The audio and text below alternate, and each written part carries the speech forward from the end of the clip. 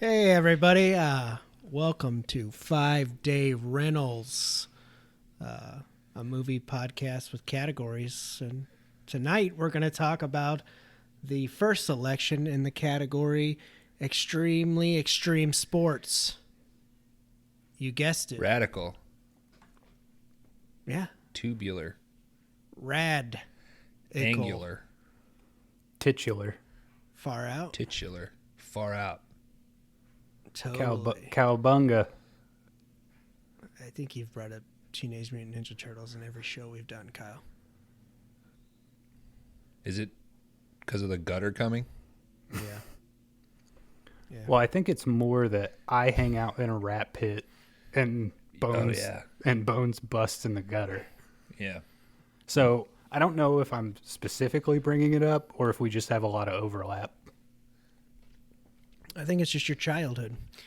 Anyway, I'm your host tonight, Dan. What? No. I'm not walking over your intro. And I have with me my other two fine, polished big rigs over here. Would you guys like to introduce yourselves? Peterbilt Kyle. And I'm cum gutter and Bones. He's got a coming engine, y'all. A Cummins, yeah. Cummins. And I'm Mac Dan. Mac Dan, the laundry man. Rolls right off the tongue, doesn't it? Yeah. This is episode 10, so you guys have about 10 more episodes before that shtick runs out. That's what you think. And then in another 10, we'll do Return of the Mac Dan. Return to Laundry Town. You're showing our age. Mm-hmm. What movie are we talking about so I can cut in the intro right here? Tonight we are talking about Rad from 1986, directed by Hal Needham. And, you know, it's about BMX biking. Which is... Just? Well, you know, there's some other life lessons along the way. And we're here to show you all that.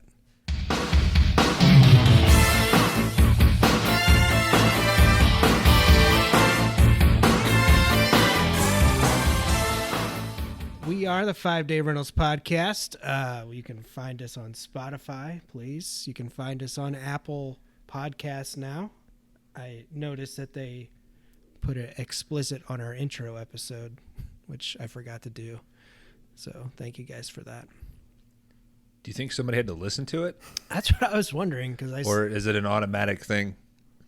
I thought maybe they figured all the other episodes were explicit, so they just dropped one on that one. But if it's automatic software, it wouldn't have taken very long because I think it opens with Kyle saying, "Do you like jizz?" Yeah, I think that's like the fifth. Might have been the fastest. They've probably got a kid in the Foxtrot factory in China who has to listen to every podcast that rolls in. Yeah, to get his definition out on that one. Like, what is this word? But anyway, yeah, we're on Apple now, podcast. You can get us there. You can get us on Spotify. Look us up on Letterboxd and Instagram. Send us an email. 5-Day Rentals. You can find us wherever. Be the first person to send an email to 5dayrentals@gmail.com. Yeah, rate us on... That's 5 as in 5. The number 5. The number 5. It's day as in day. So that's... I'll send... never mind. What are you going to send? No. Move on. Anyway. Send us your favorite Teenage Mutant Ninja Turtles memory. That could be a side podcast from this. Kyle's Teenage Mutant Ninja Turtle memories. Mm-hmm. With rat bile. Because Splinter was a rat. Mm-hmm. 360. Do you think the Turtles had hit puberty by the time? Like, they're teenage, but... Well, weren't they like super into April O'Neil? Like they thought she was hot? Yeah, but I was into ladies before I had the capacity to impregnate them. They're at least close enough. I mean, they've got to be. I mean, if the cutoff is teenage, I would say they're anywhere from 12 to 24. It's hard to gauge how old the turtles are. Well, they didn't have any pubes sticking out from underneath their shells. How awkward would that be if they were all 12 and then one of them was 24? He turned quicker than the others. Yeah. It's got to be Donatello. I was just thinking the same thing. Yeah. Poor guy. Anyway, we're not here to talk about the Teenage Mutant Ninja Turtles, guys. We're here to talk about some sweet BMX moves, some sweet freestyle BMX, some sweet-ass mongoose bikes.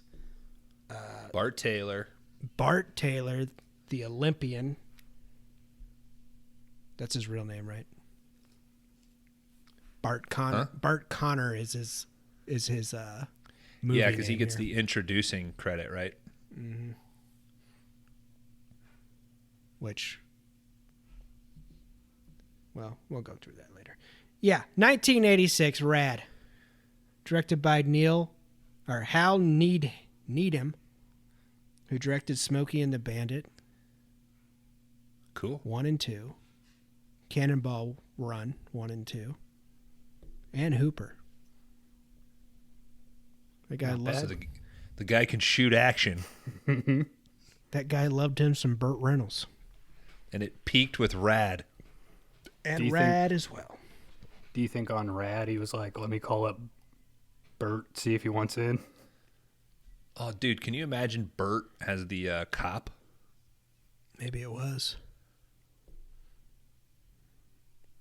Or is Bert Duke Best? I would like to see him as what's the name of the mongoose president? Duke Best, right? No, That might be right. Duke Best is he's kind of like the representative. Yeah. Yeah. was That's his- who I got Bert- him in my notes. Duke Best, owner of Mongoose, sounds like Tom Waits with water in his mouth.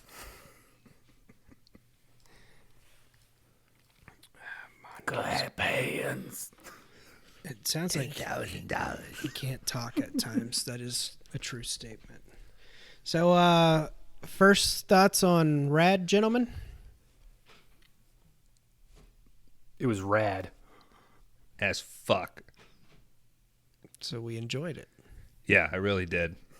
I'm coming to terms with how much. Trying to accept into my heart how much I liked rad. Yeah. I figured, when was it? Wednesday night?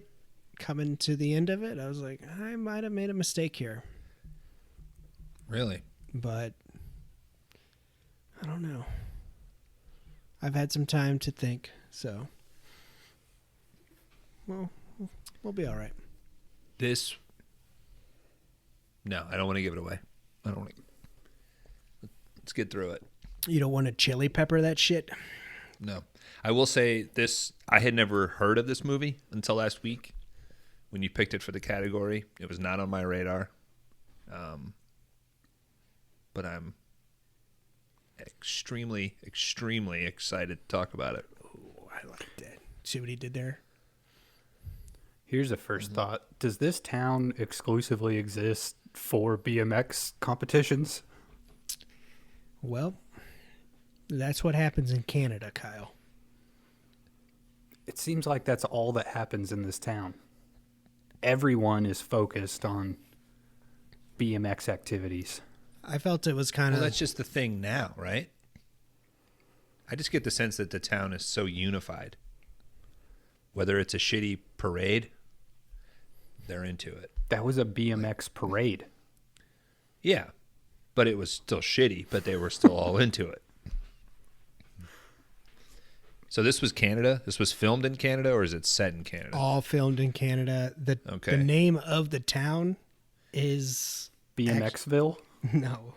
Corbin or whatever. Helltrack? Cochrane? Cochrane is the actual town in Canada where it was filmed. Okay. I got a Colorado sense, Well, I was thinking that especially as well. with the mountains and stuff. Yeah. Yeah. Okay. That explains it. Because even the mean people still turn out to be a little nice. So it makes sense. So let's take a deep dive tonight into Rad, guys. Do you got your helmets ready? Mm-hmm. Yeah. You I don't- got my Little League catcher's helmet on. Did you guys wear helmets whenever you biked, whenever you were younger?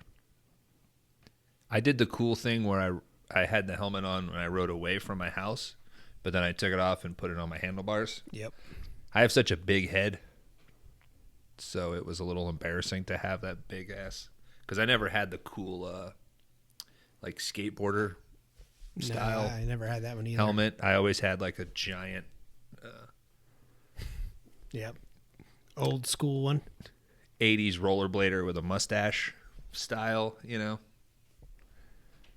Yeah. I just wear an old Kickers football helmet, like my hero Jack Nicholson in Easy Rider. Your hero's Jack Nicholson.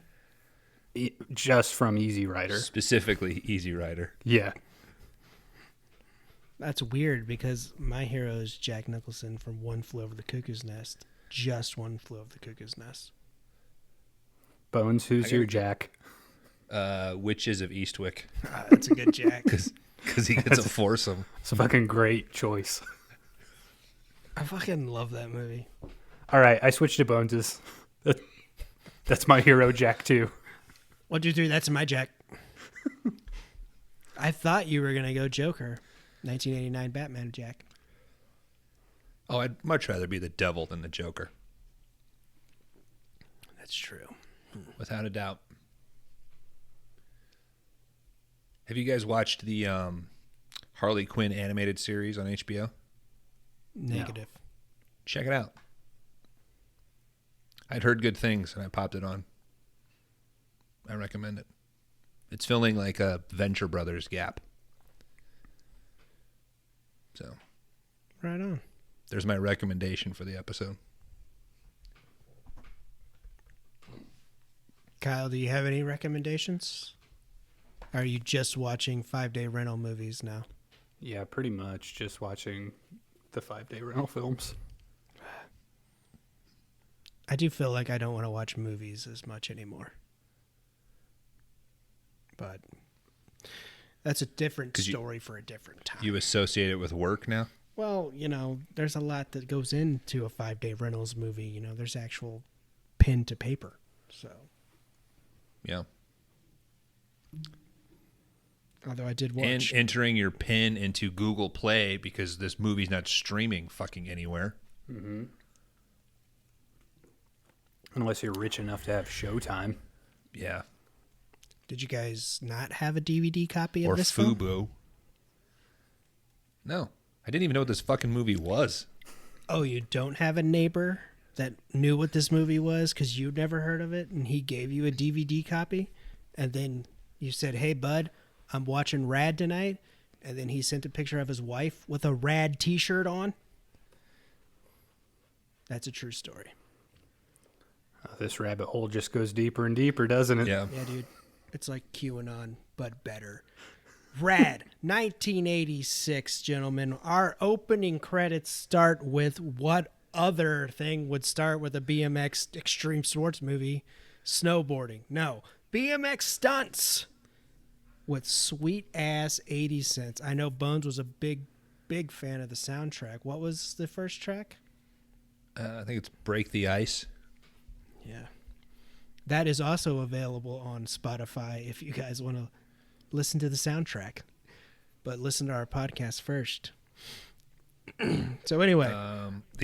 I would say listen to this episode of the podcast, but also at the same time be listening to the Rad soundtrack and see if they ever line up, like Dark Side of the Moon and Wizard of Oz. Well, I literally have printed out lyrics. So at any point I find that Dan's taking too long, there's any gaps, I was going to just start reciting Wind Me Up by 3 Speed or Send Me an Angel by Real Life. Do any of these bands still exist? I feel like Send Me an Angel I was aware of beforehand.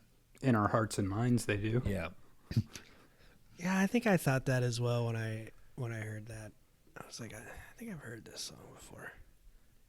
But I was gonna say just play the Red soundtrack backwards, and it would sound just the same as us talking, like shit.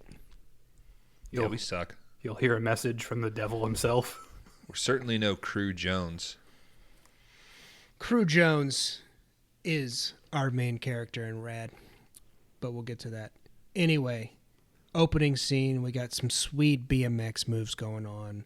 We got the credits rolling here. We got some pictures of some Van shoes, of course, why not?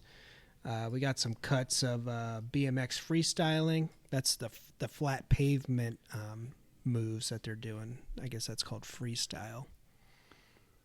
A lot of those just seem to be balancing on one wheel and like spinning your bike around, like in a 360 kind of thing. I think there's three main moves. There's the pogo move, Mm-hmm. where you stand on it and you kind of get it to hop. And then the one that I'm like not that impressed with is where you use your foot to turn the wheel. Yeah. Like that's what's propelling you around. And there's actually some parts in this intro where one guy is doing that, I think, while the other two guys do like 6 or 7 different tricks. So I got the sense that this wasn't choreographed in any sense. It was like set up the camera and just literally freestyle. Yeah. And that led to some dull moments in the choreography. Well, upon further research, it took them 2 days to film all that stuff, and that's what they used to cut it all together. So Okay. just whatever you got. I do feel like the song, at first, I thought was maybe created for this movie. Did you guys get that feeling, or no? Or was it just that good of a choice? I couldn't tell if a lot of the soundtrack was created specifically for this. If the band is called 3 Speed, like, Well, that's only one song. yeah, but The main, yes. It's almost like, I mean, the band What could am have just been called BMX Bikes. yeah. Like it was an already established like BMX fan favorite band or something. Yeah. Oh, yeah. Hey guys, we're the bike tires. A third of the soundtrack is by this guy named John Farnham. Mm-hmm. Yeah, I noticed his name a lot on there. Yeah. So by the time they get to Thunder in Your Heart at the qualifying, and you could tell it's the same guy, I got the sense that this was probably, they brought in this guy to oversee the soundtrack. Like he wrote a few songs for it and then, helped put together other things. Well, he crushed it. Oh, fuck yeah. I will say the soundtrack is spot on for Rad. We get some full pipe action going on. That is not a half pipe. Yeah. That's a full pipe. Insert Just got sexual done jokes. doing a full pipe. We get a shot of a mullet. Do we have worst hair already? 2 seconds into the film. I don't know. There's a Bart Taylor fan later in the flick coming up that's pretty close. We got some sweet BMX riding suits before, skateboarding companies and bicycle companies became cool shit to wear. I guess they just wore riding suits. Mm-hmm. So we got multiple stunts going off, and that's your opening credits. Pretty much, hey, look how fucking cool we are on these fucking BMX bikes. Hey, in the credits, though, known convict Lori Loughlin. There's a joke in this film that literally writes itself. It's amazing.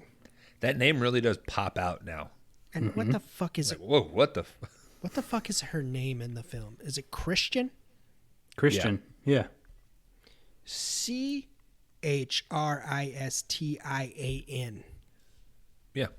Christian. Christina. Nope. No. Almost, but no. We'll go with Christian, I guess. Or Lori. Whichever. You can choose to be right. You can choose to be wrong. You could go with Christian, the name of the character in the Yeah. film. You mean Christina? Shit. It's going to be a long night for you, Kyle. Joss? I thought we weren't going to bring that up. Bring it up when I please. Good old Monster Dog, our #1 film. All right, so that's our opening credits. Now let's get into the real film here. Next up, we get a news van rolling through, dropping off some newspapers. So we figure out that, and one of them is a girl, correct? Yes, which I did not realize until about 20 halfway through the movie. Okay. Yeah. Same here. I guess I just realized it. It is. I kind of thought for a second, I'm like, maybe not. She's got a raspy voice. The one with the hat? Yeah. Okay. And I think her and the taller guy Or are an item. Yeah, they're together. Yeah. And then Crew doesn't realize that until later, but it's pretty obvious. So Well, hell. He did. I didn't pick up on that. what? That he didn't know? Yeah, I thought they're always like hugging each other, and even when they're Yeah, but he notices that they're doing something, and he's like, I didn't realize that. And Lori Laughlin's like, duh. It's after. We'll get to it later. Duh, I fucked both. It's of the them last homework. night. It's the homework print screen T-shirt segment. It's after all of that. God, can I get one of those shirts, please? So we cut to the newspaper van showing up. He tosses out the paper. We got Crew's crew here, and they load up all their fucking papers, and we're off. He yells, "Let's walk this sucker," which I guess means let's get to it. I guess Let's do our route. Probably like Canadian specific slang. that might be true. This is filmed in Canada. Let's walk the maple leaf. But they're delivering USA Today's. Charles Bronson was in this film, Kyle. Yeah. I guess I can't do Canadian. Hey? So we got them taking off on their bikes. Then they start going through pretty much a montage of them delivering papers mixed with sweet BMX bike moves. We got an old man. Montage of trespassing. Yeah, pretty much. Mm-hmm. We got an old man yelling at one of the kids for throwing Porch. Told you a million times. The porch. for throwing it in his garden Yep. or his flowers or some shit. Which, yeah, is an inconvenience. I'm going with the old guy on this one. Mm-hmm. Old guy 1, punks 0. It's half and half with the customers. Half the customers are supporting the terrible behavior, and then the other half are victim to poor throws and, buffoonery. They are teens, so, we get a Crew randomly just jumps over a fence into a backyard where a giant fucking dog jumps across him and takes the newspaper. That's kind of a punk-ass move, I think. But like Bones said, yeah, just trespassing left and right. How many random ramps are in this town? Just set up everywhere? Yeah. We got it. The other guy jumps into a driveway and gets hit by a car, and the lady doesn't even fucking notice. Yeah. I thought the shit was actually pretty funny. Yeah, She shouldn't she's be behind the jumping. wheel, though, right? Yeah. She seems to not have any connection to the car. I mean, you gotta. I think- hit the fucking front of it.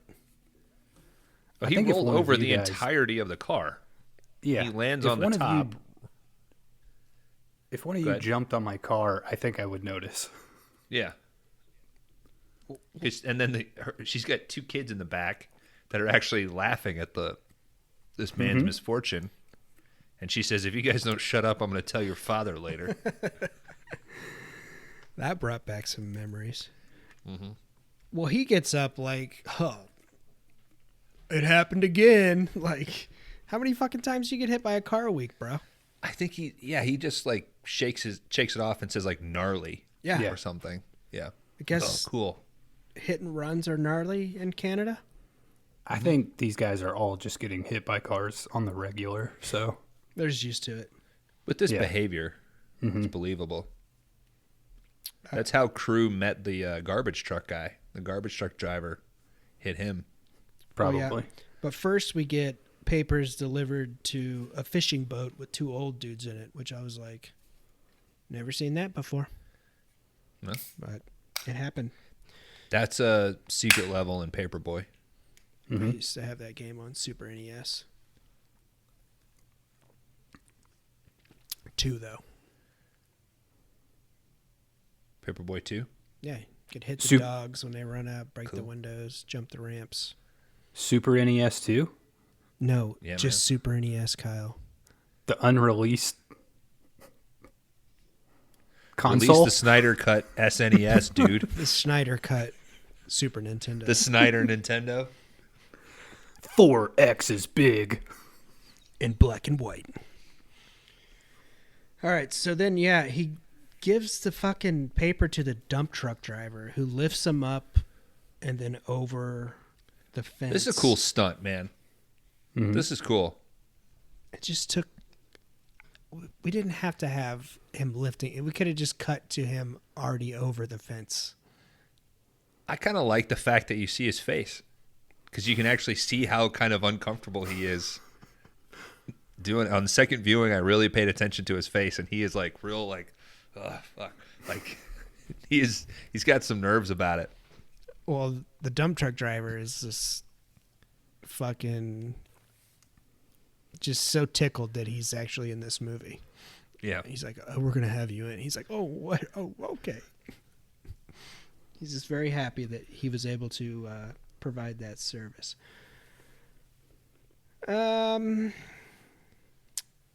I think we got an old. Is it an old man who goes into the store who says the world would be better off without kids? yeah. This is this Trimmer? He Something? well, he comes out on his bike, right? And then Yeah. he's holding like a couple coffees, and he gets hit with a paper. Yeah. He's doing a thing that I actually dislike more than the kids trespassing is he's riding a bike on the sidewalk and and has an attitude with some people that are just walking on the sidewalk. Mm-hmm. Yeah. And then I'm not sure if it's Crew or not, but one of them pegs him with a paper, like you said. Timmer, I think, is his name. He's an important character. That's his bud, right? Well, He comes to the rescue at the end, yeah. he's got deep pockets. Oh, yeah, okay. I got you. I thought you were talking about the kid delivering who hit him with the paper. I got you. Never mind. I got you. I don't know if you wrote this in there, but one of them has to deliver a paper to a 7-Eleven. That's what was my next note. We get our first Hell Track sighting here at the 7-Eleven. Yeah. And I thought this was weird because you would think a 7-Eleven would get a whole stack of papers to then sell. No, man. Just one. Just one paper that everybody else has to share. But the thing that stood out to me, 1986, you could get 3 hot dogs for $1. I did see And that as well. I just immediately thought of my grandpa. Yeah, man, Grandpa It's would like, have man, thrived Grandpa in used Canada. to be eating this shit up. Keep the buns. Poor guy never got a 7-Eleven in his small town, though. So, Damn it. Grandpa would have been doing great up in Canada. oh yeah, So yeah, at the 7-Eleven, we do get, I believe it's like a flyer or something that says Hell Track on it, and Crew kind of like shakes his head at it. I think it's on is the it that fence. or the fence? It's on the fence, I believe. Yeah. Yeah. There's like this Pee-wee style trapdoor fence that pops open and he goes under. Mm-hmm. And he takes 30 seconds to be remorseful about the fact that 7-Eleven is sponsoring a hell track that he'll never get to run. We're getting a little foreshadow here. Oh. That's what they call that in the biz, guys. Cool. So yeah, we got a bunch of different scenarios where they're delivering papers. Crew delivers to the last lady, and she's like, "Oh, you're 5 minutes late," and he's like, "I'm gonna get it one of these days, Mrs. Something. I don't know her name." Mm-hmm. And then that kind of finishes up that little scene there that we have. Then we cut to them, I guess, going into high school, which we got a whole bunch of fucking preppy kids out by the Corvette that they're gonna win.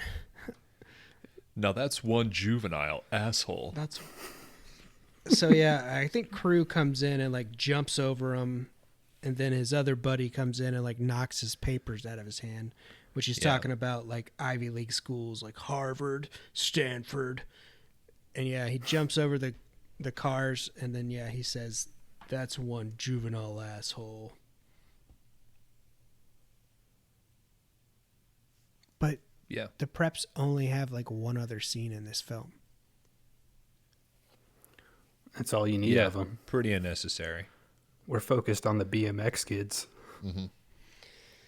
So then we cut to the inside of the high school. We cut to the hallway, and we get some comments about Katie here, who I guess Crew is kind of interested in, his love interest.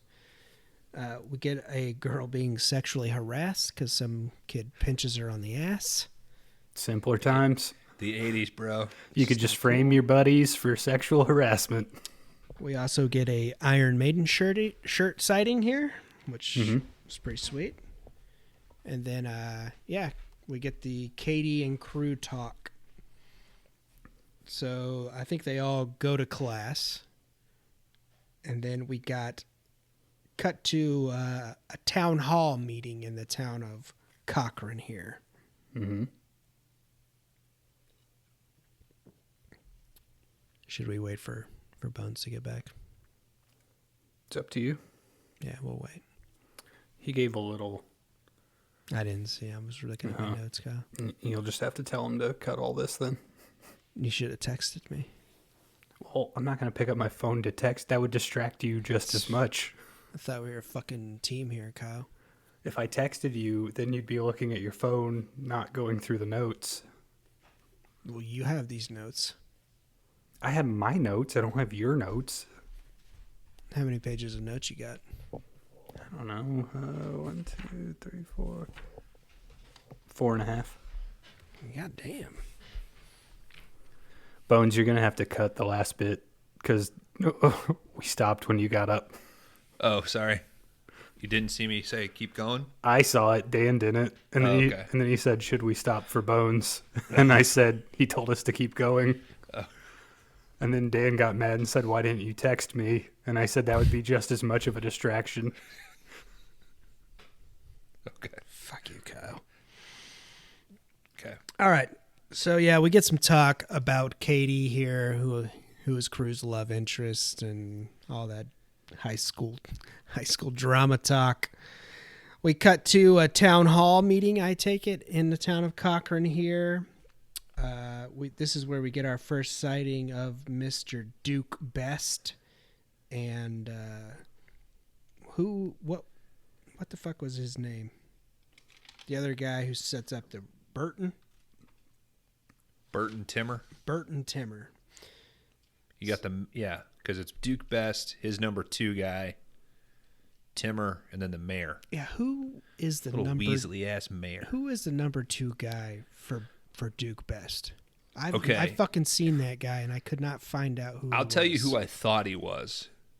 Do you remember Children of Men? Mm-hmm. The cop that helps him break into the prison towards the end of the movie. That actor, and then he's also in Westworld. He's the owner of the company. Did you watch Westworld season 2? The first episode. Okay.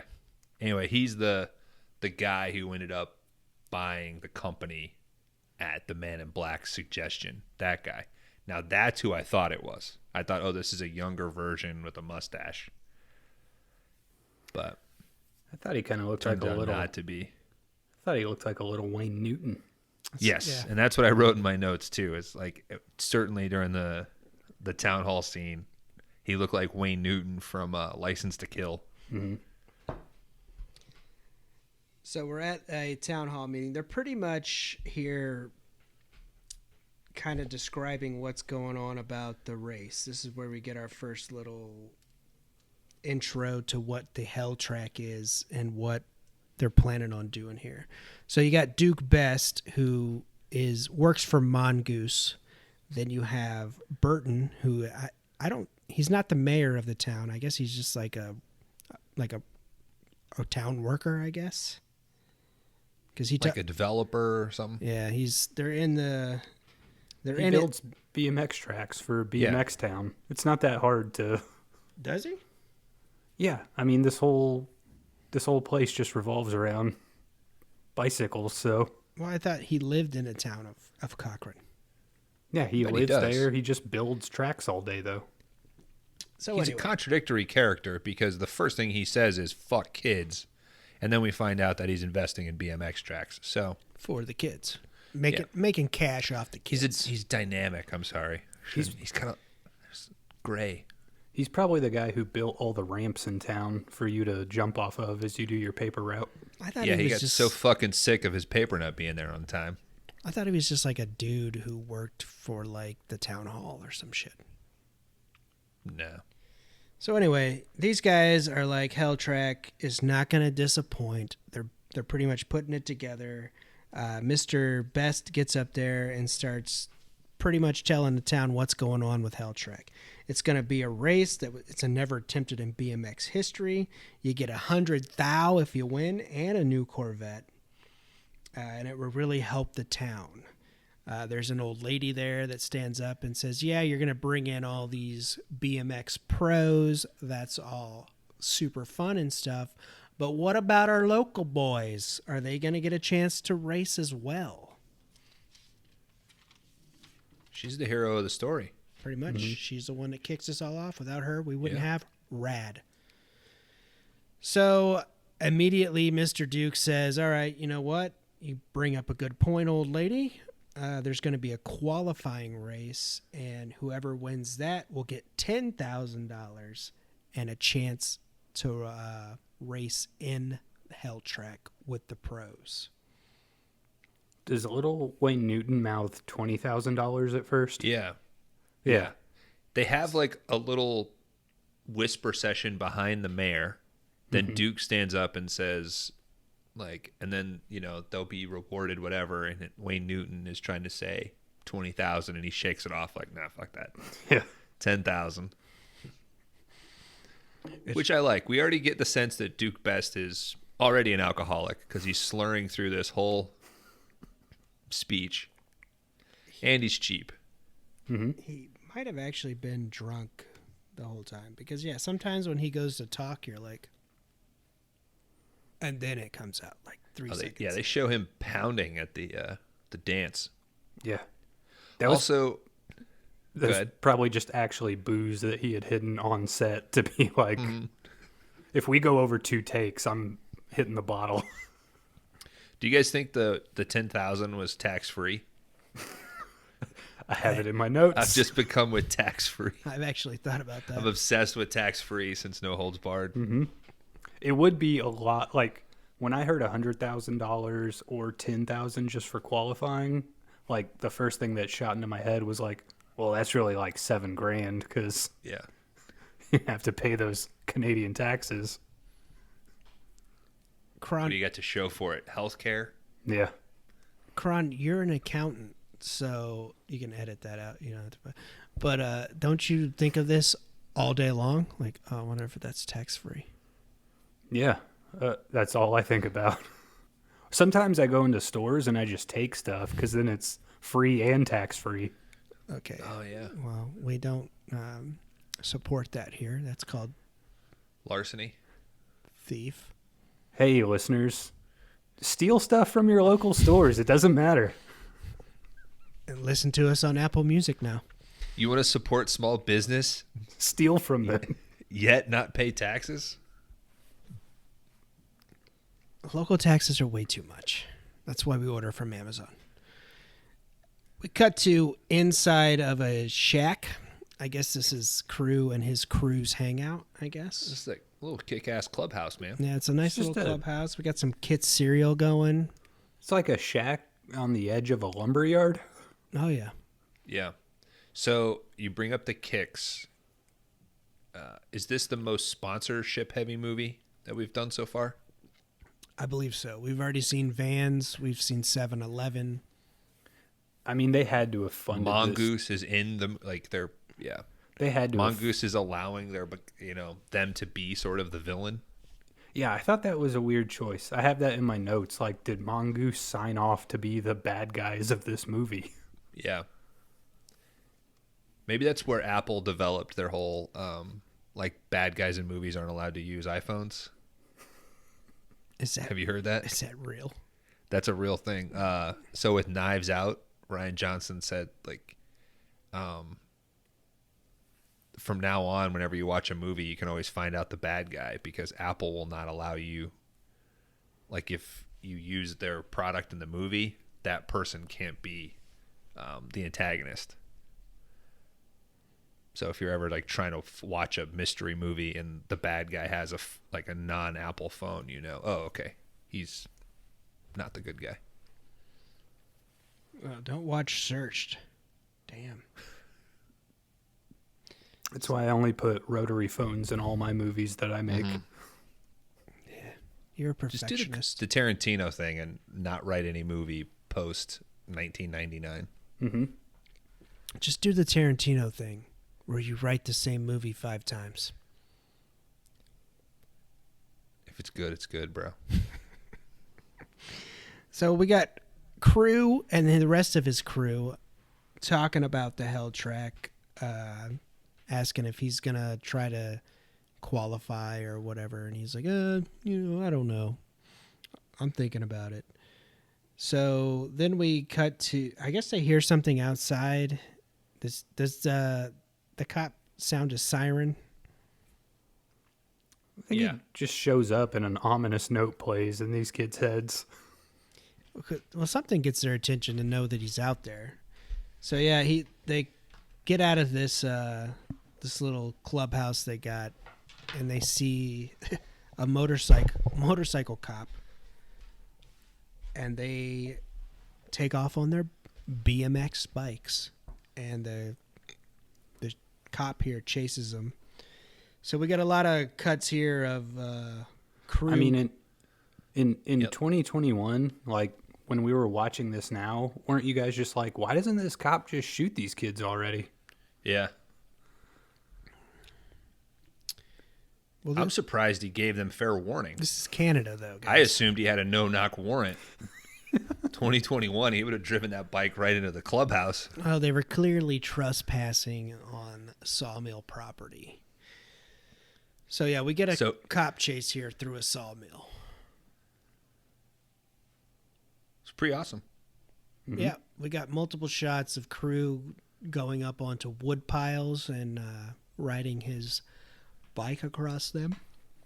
I think my favorite one is there's a stack of lumber on the left and a stack of lumber on the right, and it's literally close enough that you could only fit a BMX bike through. The motorcycle won't fit. Yeah. Which is probably the width of 2 bicycles next to each other. Yeah, there's a lot of whistling here where he's like, hey, I'm up here. And then crew goes to the end of the fence and performs a nice little BMX jump to the street where he meets up with the other 2. And the cop kind of rolls by and just kind of laughs it off like, you got me again. Yeah. Even though a motorcycle is way faster than a bike. So when he shows up, Crew's like, it's Sergeant Smith, and he wants to play. Okay, his name's Smith. It kind of goes both ways. We don't know if he's just wanting to chase him for fun, or if, like you were saying, he's busting him for being in, on the sawmill or whatever. Mm-hmm. And then at the end of it, when Crew jumps over the fence, Smith kind of gives him a smile and a point, yeah, you got away from me. Yeah. And then you kind of get this, it's like, oh, okay, he just shows up every once in a while to mess with them. And then later on in the movie, we figure out what this guy's modus operandi is, but... Mm-hmm. So, yeah, they call him Officer Skinhead because he's bald, I guess. That's not a... we don't think he's... No, his first name He's Skinhead Smith Is it? That's what it's in the listed credits. at? Yeah. Yeah, I didn't see that on Letterboxd. Well, you really don't get enough of his backstory to know if he's a white supremacist or not. So I don't. I've written some serious fan fiction in the last 48 hours about Sergeant Skinhead Smith. It's 86 in Canada. I think he's more French than Skinhead. I'm just saying we shouldn't say one way or the other. We should give him a fair chance. He could be a neo-Nazi. No, he's too nice. We'll see. This is Cruz says he's got to go home. The other two ask is he sure, because they're going to go ass sliding, which that's a big question mark. And he's like, no, I got to go home. He's got to go pick up Wesley. Yeah, his sister. So, cut to playground. We got his sister just giving all sorts of shit to the Shermanator, the young Shermanator. I feel like the Shermanator is kind of asking for it. He strolls up in his Bart Taylor shirt. Yep. Yeah, he makes a comment about Bart Taylor while literally wearing a Bart Taylor t-shirt. Brother's got nothing on Bart best, Taylor. I think it says. Yeah.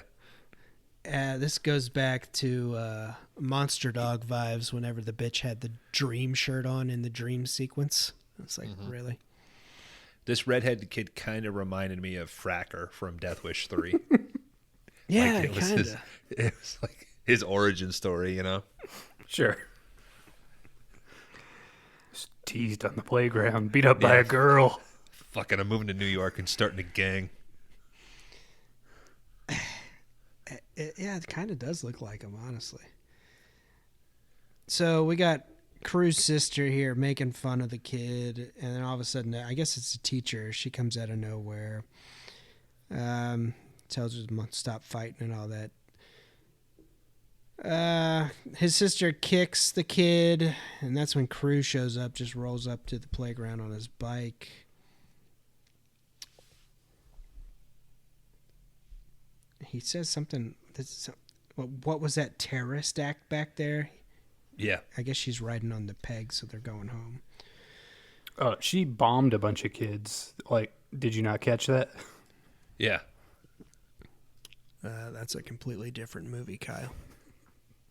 She convinced another fellow elementary school kid that if she wanted to get into middle school, she needed to prove herself. You just Basically broke down the other kid's spirit, convinced them to wear a suicide vest. Must be a deleted scene that wasn't on your DVD. I didn't watch the special features. I should have. There wasn't. Well, any. I think they put it back in for the final digital cut. Yeah, mine was 2 hours and 40 minutes. Yeah. You didn't get the Vinegar Syndrome one, Kyle?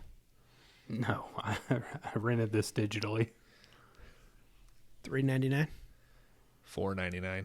$2.99. Oh, I paid $4.99. Damn. I paid $2.99. Where at? I'll tell you off pod, so we're not promoting. Okay. So, this is one of my favorite parts of this film. As Crew and his sister ride home on his bike, we kind of get a shot through the neighborhood. And in one person's yard, there's a giant pink elephant with a cowboy hat on, and it's a fucking water sprinkler. Welcome to Canada. Like, where do I get that? It's another, like, Pee-wee's Big Adventure sort of feel. I was like, holy shit, that's awesome. I'd buy that. I'd fucking buy it in a heartbeat. So anyway, one of my favorite parts. All right, we cut to Cruz's mom. She's getting groceries out of the car. Or should I say, Adrian! Solid. Yeah. She showed up for what? A day and a half? Maybe a day. If that. So Crew helps his mom take in the groceries, him and his sister. We cut to the inside of the house. His mom... One of the bags of groceries rips Oh, when yeah. Crew first goes to pick it up. He's that fucking strong, dudes. Mm-hmm.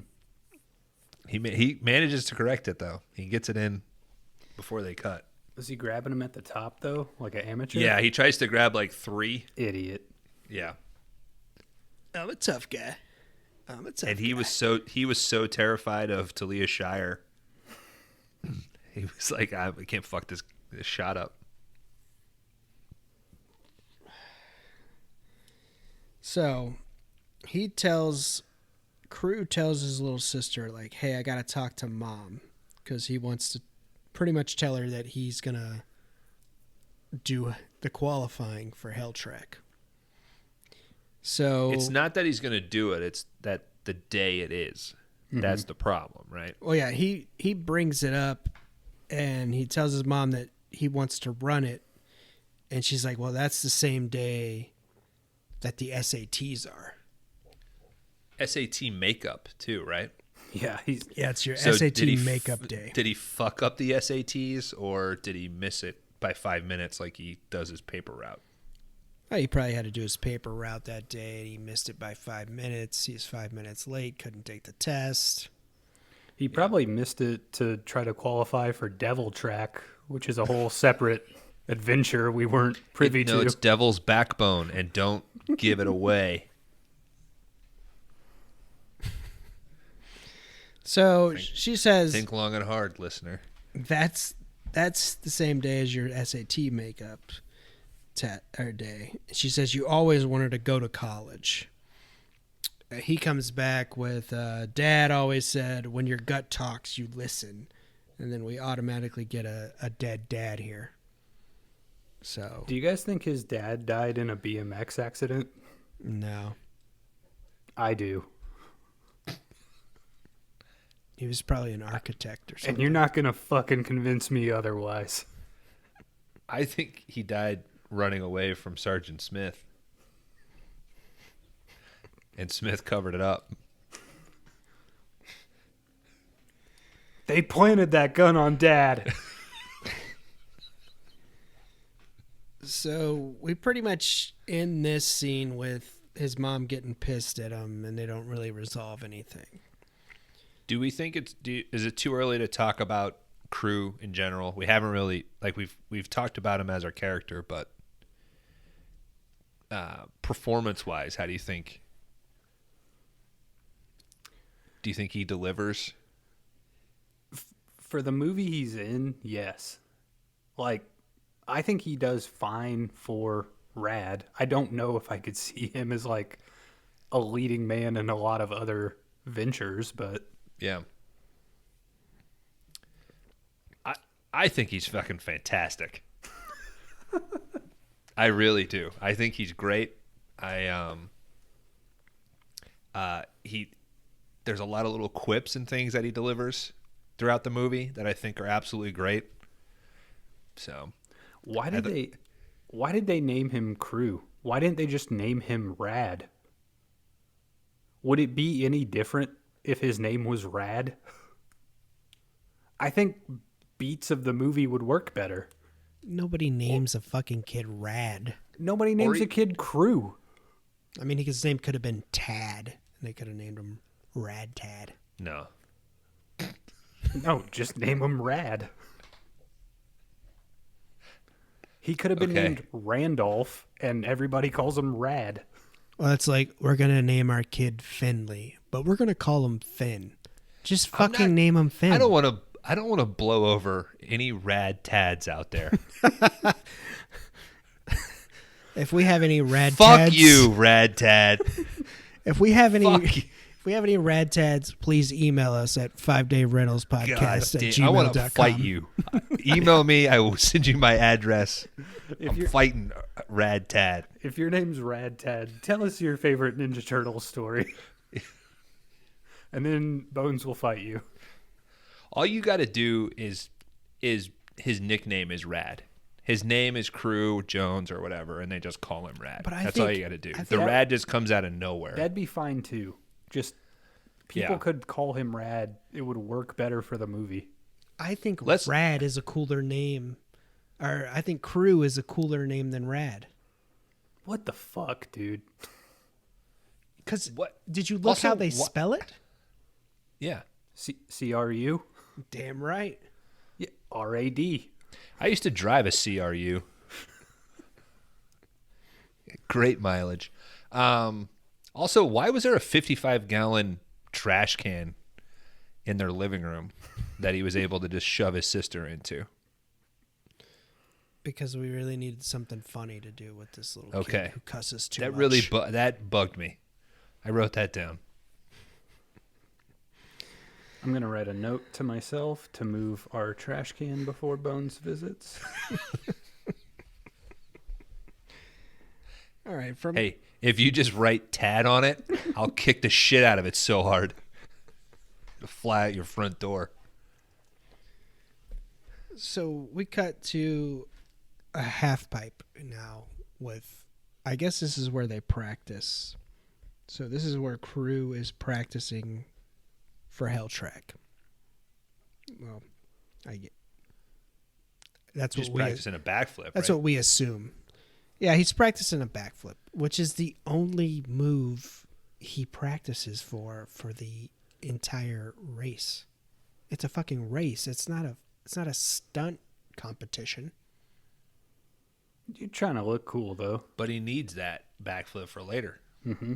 It will come into play, but that's the only thing he trains for.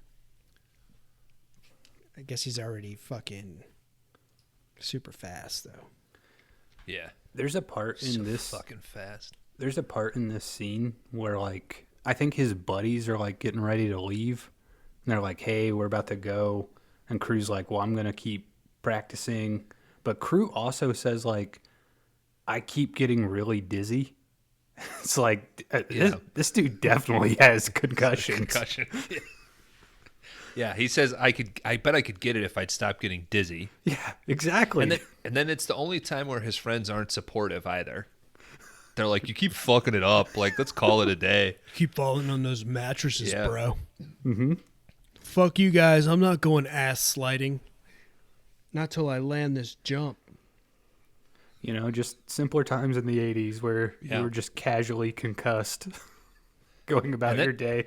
It's another impressive stunt, I think, where we just get to see in one shot this fucking guy land on this mattress. I think if I landed on that mattress right now, I'd be like, I'm out for the week, guys. Yeah.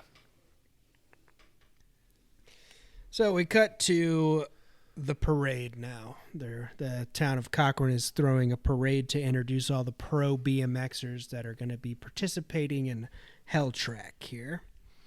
So this is where we get our first taste of Mr. Bart Taylor, the best BMXer in the world at this moment in time.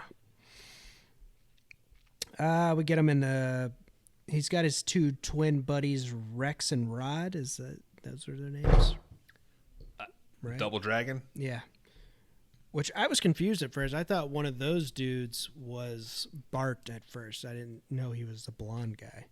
But so Bart's pretty much rolling with these through this parade, and he's pretty much like, hey, this town fucking sucks, guys. There's nobody here. It's tiny. I haven't even seen any hot chicks. They pick out a couple chicks that might be hot. Yeah, he's like, oh, hey, check out those two over there. No, they're not. These guys are clearly backed by Mongoose Bikes. That's their sponsor, because I think they wear a Mongoose shirt every single time we see them from then on. Did you guys ever have a mongoose? No, I they were never too had one. expensive. Yeah. At the time I grew up, Mongoose was like one of the top BMX bikes. And now they sell them at like fucking Walmart. Yeah. Mm-hmm. I never had a mongoose. I always wanted one. Well, I had the animal, but not the bike. How many fights did it win? The mongoose? Yeah. We were like 50-50. Okay. I'd take him, he'd take me. I had the woodchuck. Fatter tires. Now, Kyle, do you still have the sock that you would slip over your arm that was painted like a cobra that you would fight the mongoose with?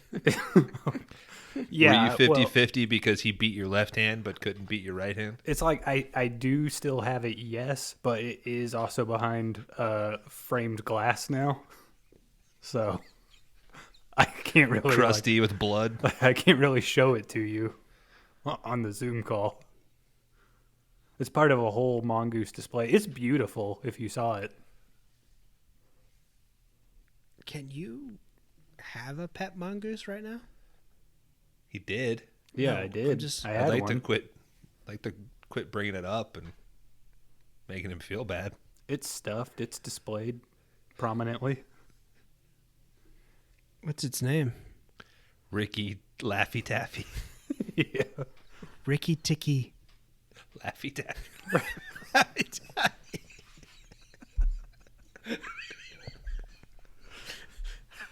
It was his favorite. It was his favorite treat. He loved it. Banana was the best.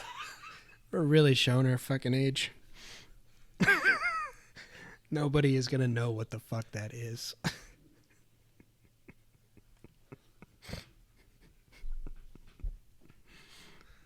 Episode 10, Ricky Ticky Tavi joke. We've peaked.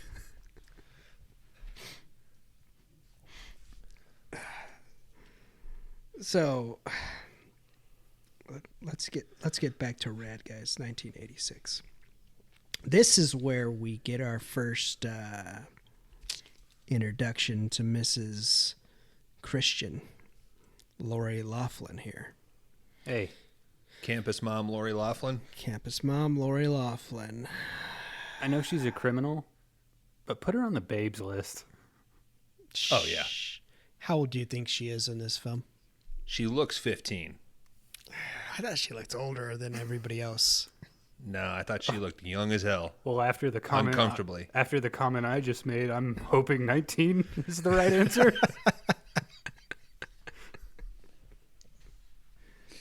So we get Bart. He stops in the middle of the fucking parade to get out of the car and go kiss Lori Loughlin here, Christian.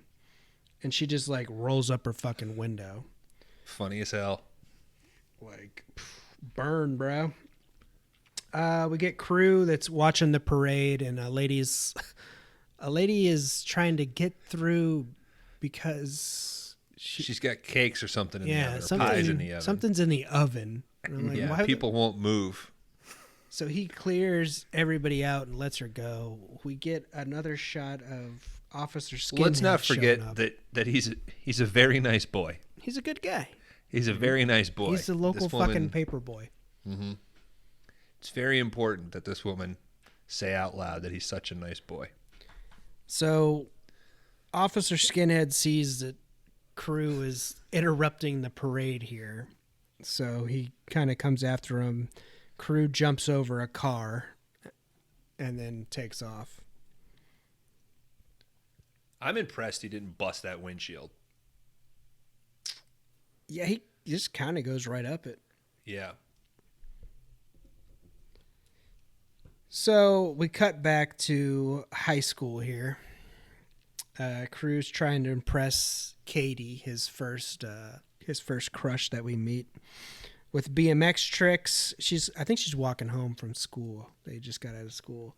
He asked her to the dance, and she's like, "What are you gonna fucking pick me up on that dumb bike of yours?" And he's like, "Yeah, I am actually. That's what I was gonna do." So that cuts that. And what's next? The high school dance, right? Mm-hmm. Katie pretty much tells him no. Like, it's not happening. Isn't there another SAT scene here where his mom like asks him again about the SATs? No, that's later on. Oh, okay. That's when it gets real. Real. So we cut to the high school dance. Big thing. And apparently all the pro BMXers are invited to the high school dance as well. It's a really well put together town here we got in Cochrane, Alberta, Canada. So in our ranking of nightclubs, dance clubs, high school dances, where do you guys put this? Would you rather go to Zabulba? I'm going with Zabulba number 1. Yeah, I'd rather be in Zabulba. I can't fuck any of those chicks at this dance. I think. Well, Lori Laughlin's 23, so her you could. Did you look this up? Yeah, I just looked at. Yeah, it's totally right. I think the Hunger is still the best club, but yeah, Zabulba for sure. If you can get in, dude. I think that's where we're getting assaulted is Zabulba. So Apparently, The Hunger is our best episode. I'm sure that's just because you tagged David Bowie and 11 Vamps watched it or listened to it and immediately shut it off. Nobody's finishing this shit. Should have been more than that. There's a million other podcasts to listen to. Anyway, we get Burton, and this is where we get the mayor of Cochrane. He's at the dance as well. He shows up. They're both talking about Cochrane. Duke's here as well. He says it's going to be a great investment. He says, how is the track looking? That he doesn't want it wasted. We cut to Crew. He's outside of the dance on his bike. Well, let's not forget that Wayne Newton also decides to hey, let's spike the punch, bro. Yeah, I mean, they're like, hey, can we fill up your So these glasses? 4 chaperones just get fucking tanked. They're not spiking the punch though. They're just spiking their own glasses. Yeah, because Okay. you see They're not- the punch, and then they got That's clear. fair. That's fair. Yeah. They're spiking their own punch. Mm-hmm. Which wouldn't you want to be a little bit shit fucked if you had to go to a high school dance? I know I'd got to be shit fucked if I'm punching Spike from Little Giants. That kid was a beast. Remember that movie? Mm-hmm. And the reason that's at the front of my brain is because I'm pretty sure there's a character named Rad Tad in Little Giants, and I want to kick his ass. Note: Bones is not like anybody named Tad. Quick Google search for Rad Tad pulls up basically next to nothing. Rad Tad 2-inch Do It molds. Wasn't Abraham Lincoln's kid named Tad? That is true. Maybe that's what it's from. But I think He he wa- died, didn't he? No, he was pretty rad. He didn't die. Oh, his son Rad was the one that died. Mm-hmm. So, Crew is outside on his bike. He sees Christian again, and Tad Simpson. There's a character named Tad Simpson in Little Giants, and they call him Rad Tad. Sorry. join us next Fucking week. hot tonight. Join us next week for Extremely Extreme Sports when we cover Little Giants. Great flick. Make it yours, Bones. It is all right. It's a good movie. So he sees Christian and he goes up to her. We cut back into the high school to where we get a choreographed dance with Bart and his 2 buddies, Rex and Rob. These 2 guys look like they're down for a side-by-side, right? Yeah. They got some ridiculous ass. I think off mic, we need to clarify our definition of a side-by-side because I think the joke got away from me. Oh, Now, I think it's very much- defined.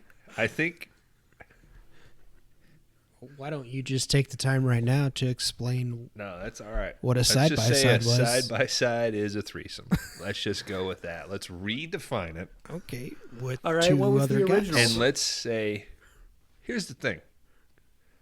No, there is no thing. Let's keep moving on. Crew does not go up to her at all. He is totally oblivious to Christian. I which thought he think sees is her awesome. outside. He does, but it's not like he goes up to her and is like trying to impress her or anything. That's right, because she rides in. She's going through a thing and then is like, well, fuck, like, okay, Are you saying a side-by-side should be 2 dudes, 2 chicks? No. Trust me. There is a very specific thing. Guys, a side by side is like an ATV. It's like a gator Yeah. that you drive. Mm-hmm. Like on a farm. And sometimes in that gator, there's male parts and there's female parts. And it's an offensive way for referring to somebody who has both of those. So what happened? So when somebody makes the joke of, I did a side-by-side once,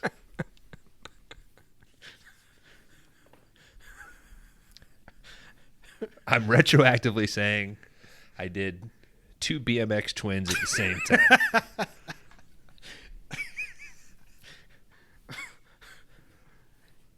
When was the side by side joke made?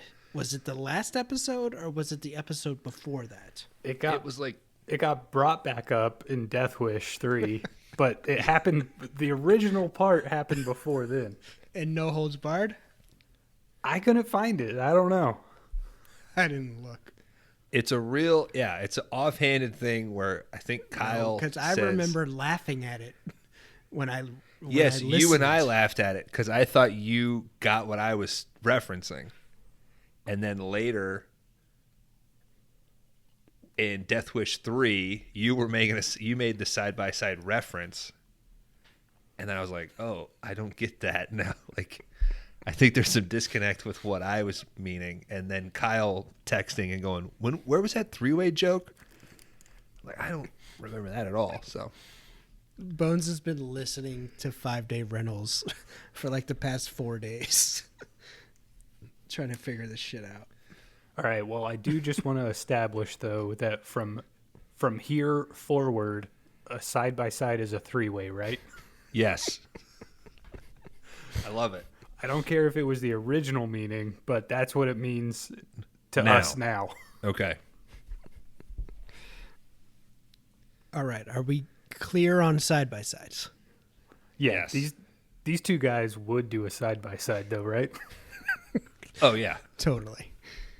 So we get a choreographed dance with Bart and his homies, which is, I guess, a cool thing to do in 1986. I don't think we ever did this as a group of friends. They're kind of dressed like 1950s sci-fi characters too, right? Logan's Run, Yeah. sort of. Good eye, Kyle, because I read that those costumes were borrowed from the sci-fi show V. So that is, Also filmed in Canada. Did they share a I wardrobe guess. department? I don't know, but Otherwise, that means those were shipped. they remade V in the 2000s, I think, but there was an 80s V show. Yeah. So, all right. Anyway, we get to Simian Angel, Dan. one of the greatest dance scenes in film history here. And you go into this, and as a movie watcher that watches many movies, you say, are they really, they're going, oh yes, they're doing a BMX dance. It's happening. So we get Crew. He notices Christian outside. She all of a sudden starts doing some freestyling out there on her bike. Correct? Is that what I noticed? Well, he's doing the freestyle outside. She comes up, bunny hops over him, Mm-hmm. Yeah. and then motions like, hey, come on in. Yeah, she rides right into Yeah. the auditorium here. Because Bart even says something like, you couldn't wait till I was done. Show some respect. At Yeah. least wait till we're done dancing. So then we get a bicycle boogie between our boy Crew and Christian. And the whole time, the commentator from later in the movie is apparently also the DJ for this dance. Because he's narrating like, oh my God, BMX Bart dance. Taylor's hitting the dance floor. BMX dance between our two lovebirds here. Love is It's real. awesome. I'm sure it's on YouTube. Look this shit up. Well, I like that, like, every time, if you can see Lori Loughlin's face, she's not really doing anything. And then when they cut to the technical shit, it's definitely a dude in a wig. His name is Eddie Folia. Okay, so it was a guy. It was a guy, and Eddie Folia is who Crew is based off of. Okay. He's an actual BMX biker. So I'm guessing. So Like isn't there? I thought there was some union law where you can't have a female character have a male stuntman. So this must be before that. Was that true in this is the Canada. 80s? Yeah, Yeah, it may not be. Okay. the 80s in Canada. Because I thought the same thing later on in the movie where Crew and her have a little race where he's like taunting her And they're not showing Lori Loughlin's face. I was like, I don't know if that's a girl's body or a guy's body. It's kind of hard to tell, but I feel like they do a decent job shooting the dance where, like you said, it's obvious that she's just on something in slow motion. Mm-hmm. But So we cut to Bart's crew here, and they are not impressed with this. Duke seems very interested in Crew at this moment because he's watching as well. The crowd is loving it, guys. They're fucking loving it. We even get Christian. She jumps up onto a balance beam on her bike, which is fucking amazing. And really, she's just like really horned up for Crew right now because he's doing BMX dance with her. And if a guy ever does a BMX dance with you ladies, lock that shit down. That's all I'm gonna say. So yeah, we got a BMX dance, and I think that's the end of this podcast. That's all we have to do. We're not gonna do any more episodes because We've peaked. We fucking peaked. Cinematic history right there.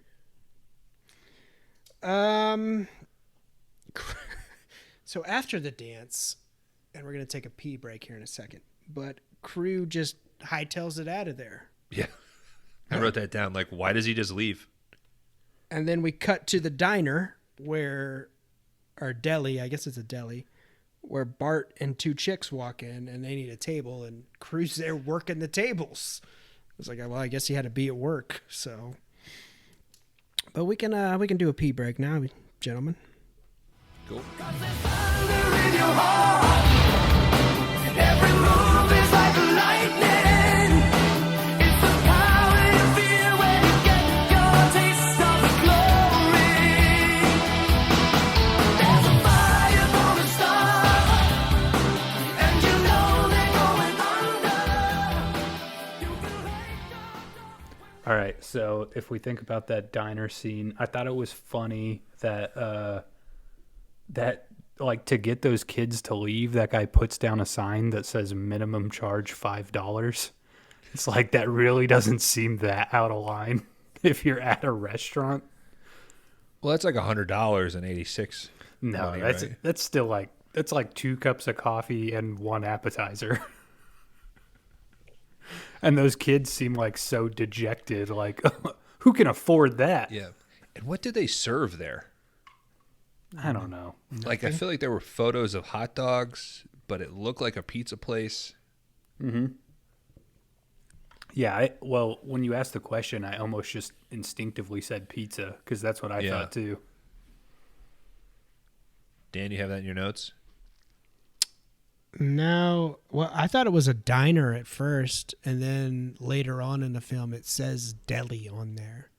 Okay. So, Must just be where they shot, I guess. well, this is a scene where I don't know, like, how does Crew not know that them two are together? Because they're like hugging all over each other and shit when he sets down that sign. I don't know. I mean, if that is like I said at the beginning of this, I didn't realize that was a chick. So Yeah.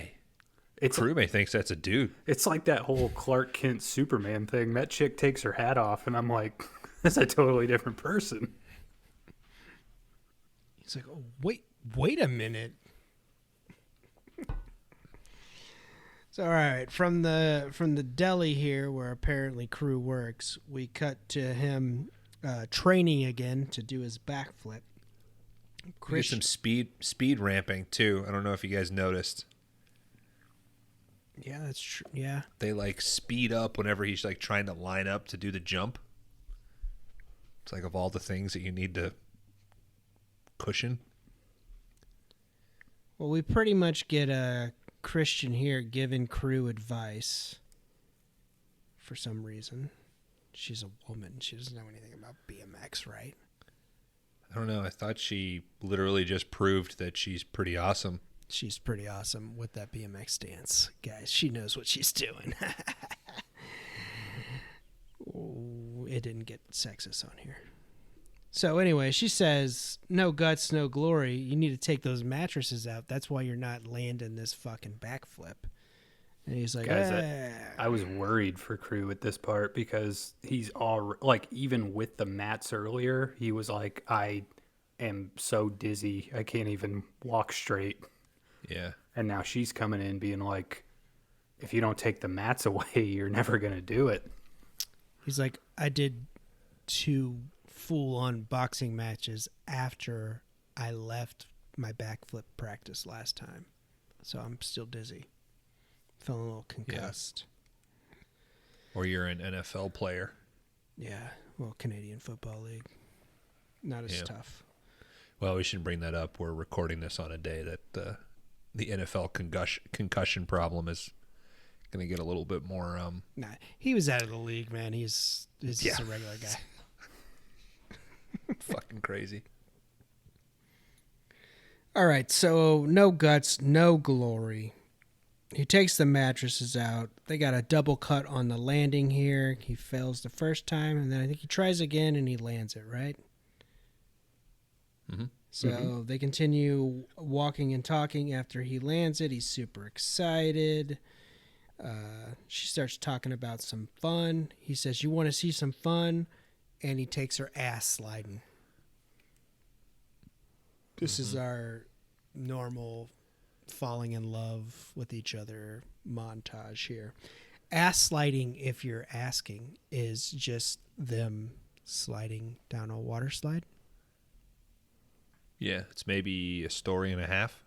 It's coated in maple syrup because they're in Yeah. Canada. I lost my shit when they did it twice. Because they do it.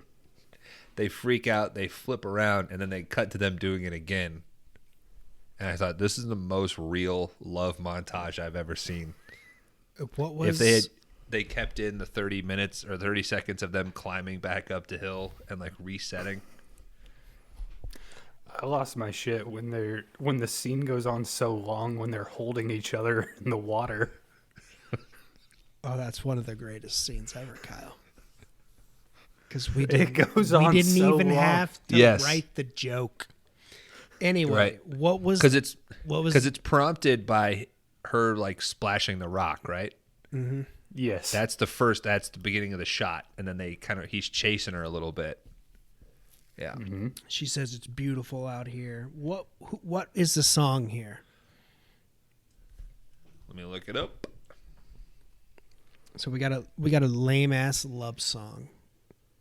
Send me an angel. So yes, we get them holding each other, and that's when she says, "Oh, it's so beautiful here," and you see the Maybe mountains. it's Baby Come Back. Yeah. Baby, come back. And this is where I said this is one of the greatest parts of this film, because we get Lori Loughlin literally looking up at Crew, and she asks, "Where are you going to college?" And I'm like, God just gave us a gift here, guys. Mm-hmm. You don't even have to write the joke. You guys didn't write that down? I didn't need to. I was like, it writes itself. I mean, just anywhere where money talks, you know? So we get Carew here. He's talking about pros and how pros are so awesome. And held track or college, they kiss. It's crazy that he knows about pros but not sponsorships. I guess he thinks you just go pro and the general public showers you with money. Well, You just wake up with a branded shirt on. Yeah. we pretty much get Christian here, like solving his whole like this is how you shut your fucking mother up argument of, well, can't you just do the SATs at a later date? He's like, oh yeah. Should you do what 90% of American kids should do, which is take some time after high school before immediately jumping into college? Well, see, I wrote down because she says, like, my sister took off 6 months from school and it didn't hurt her. And then I just wrote down who wrote this, the Mongoose Corporation. They wrote this whole movie because there was a kid that they wanted to sponsor, but his mom wants him to take the SATs. Yeah. So they wrote this whole movie, shot it, and then sent it to him. Like, we thought maybe you'd be interested in this. Like, I don't know. I don't know, kid. You're pretty good on the pedals. 6 months from now, might not be working out so hot. Yeah. So yeah, we get a love scene here. They kiss. We cut back to Crew showing up late to the deli job again. This is where he talks to the Blob. Wait. blob. I think she also tells him during that scene that it took her 6 months to learn how to airwalk, and it took him one afternoon. Yeah, because you're really good at BMX. So yeah, Crew's late, so the blob is making fun of him, and he's like, what was his name? It's not Blob, it's Bob or something. Yeah. He's got a whole little spiel that he says in response to it's not Blob, it's Bob, and Crew is, mouthing along with it. So we get that little scene, and then we cut back to Crew's house. Well, this is where he says for sure, like, he's going to do it. Yeah, he shows the and then application. Yeah, and then our Ivy League guy shows back up, right? Yeah, this is the last time he's in the film. Yeah.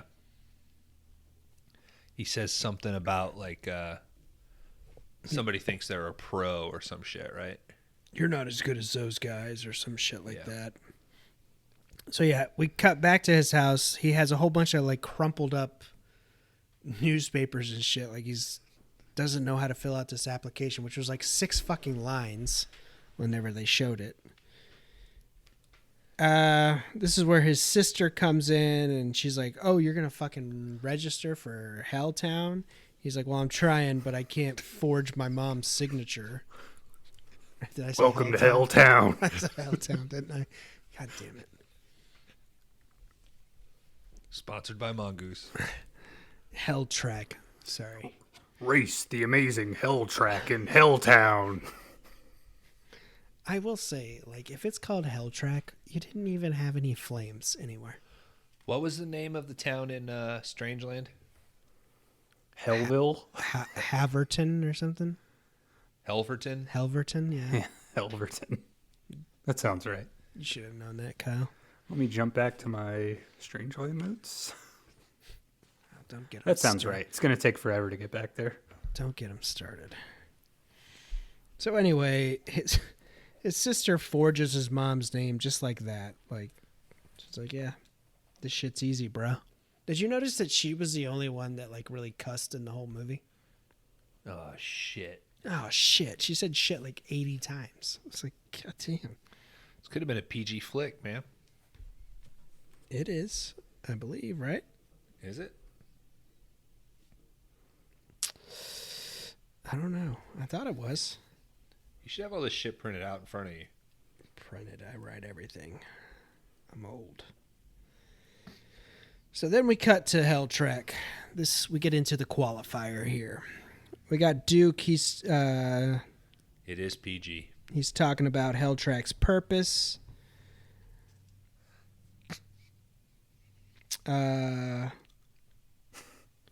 What is the purpose of Hell Track? I don't know. I just wrote that down. This is the qualifier, so I think he's explaining the rules, right?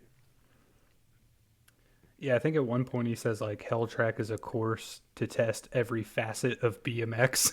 Yeah, there you go. That's what I wrote down. I wrote down that Duke Best grabbing the mic tells you everything that you need to know about his character. We cut back to the mom folding laundry in a really creepy ass fucking basement. She turns on the TV and the Hell Track race is on there. It's three races, 20 racers with the best times. It's will probably qualify. it's probably on every single channel at the same yeah. time. It's like no holds bars. Like anytime you turn on the TV, it's just wrestling. You only cut in for like the assassination of JFK, the NASA launches, and the Hell Track qualifiers. I think that's it. World Television Network is really ranking the ratings up. So we're back. We're still with the Hell Track qualifier here. We get a montage of the Hell Track with some sweet 80s power ballads going on. Thunder in Your Heart. This is where we get Thunder in Your Heart. Give me the thunder. Give me the thunder. Thunder in your heart. Every move is like lightning. So look that up, guys, if you get a chance. We get multiple BMXers falling out. Crew's ready for his chance. He finally gets up there. His mom's not very happy about it. We cut back and forth. Crew is mentioned by the commentator. So there's this race that really didn't look that difficult. You just had to be kind of fast. Or cheat. Yeah, just take Which shortcuts. which we'll talk about. And Yeah, he did cut through some trees and stuff like that. he straight up cheats, dude.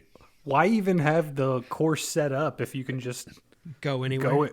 go anywhere you damn well please? In his third race, he goes off the track and onto the asphalt to make up like 6 spots. It's got to be faster than the dirt.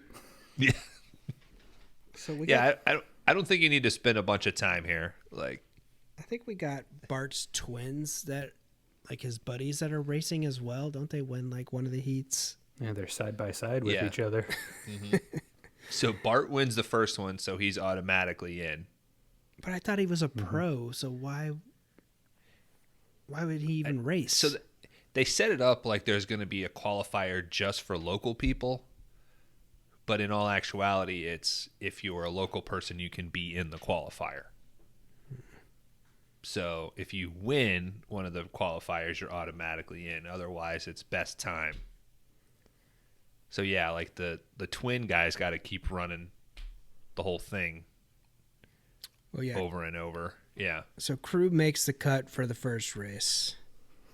So he makes it to the next heat. He makes the top 3 in the next one. And then I guess I think he's second again in the last one. Yeah, that's right. Yeah.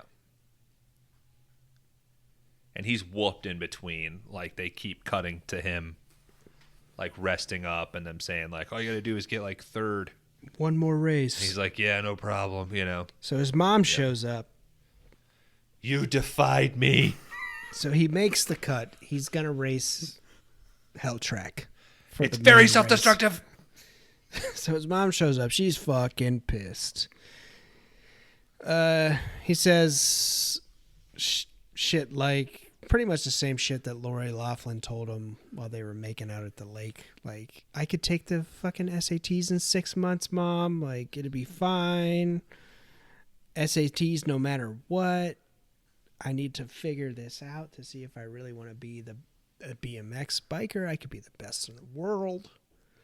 It used to be 1 in 10,000. Now it's 1 in 20. 1 in 20. He promises that in 6 months he's going to take the SATs to get his fucking bitch mom off of his back. God damn, moms just don't understand, dude.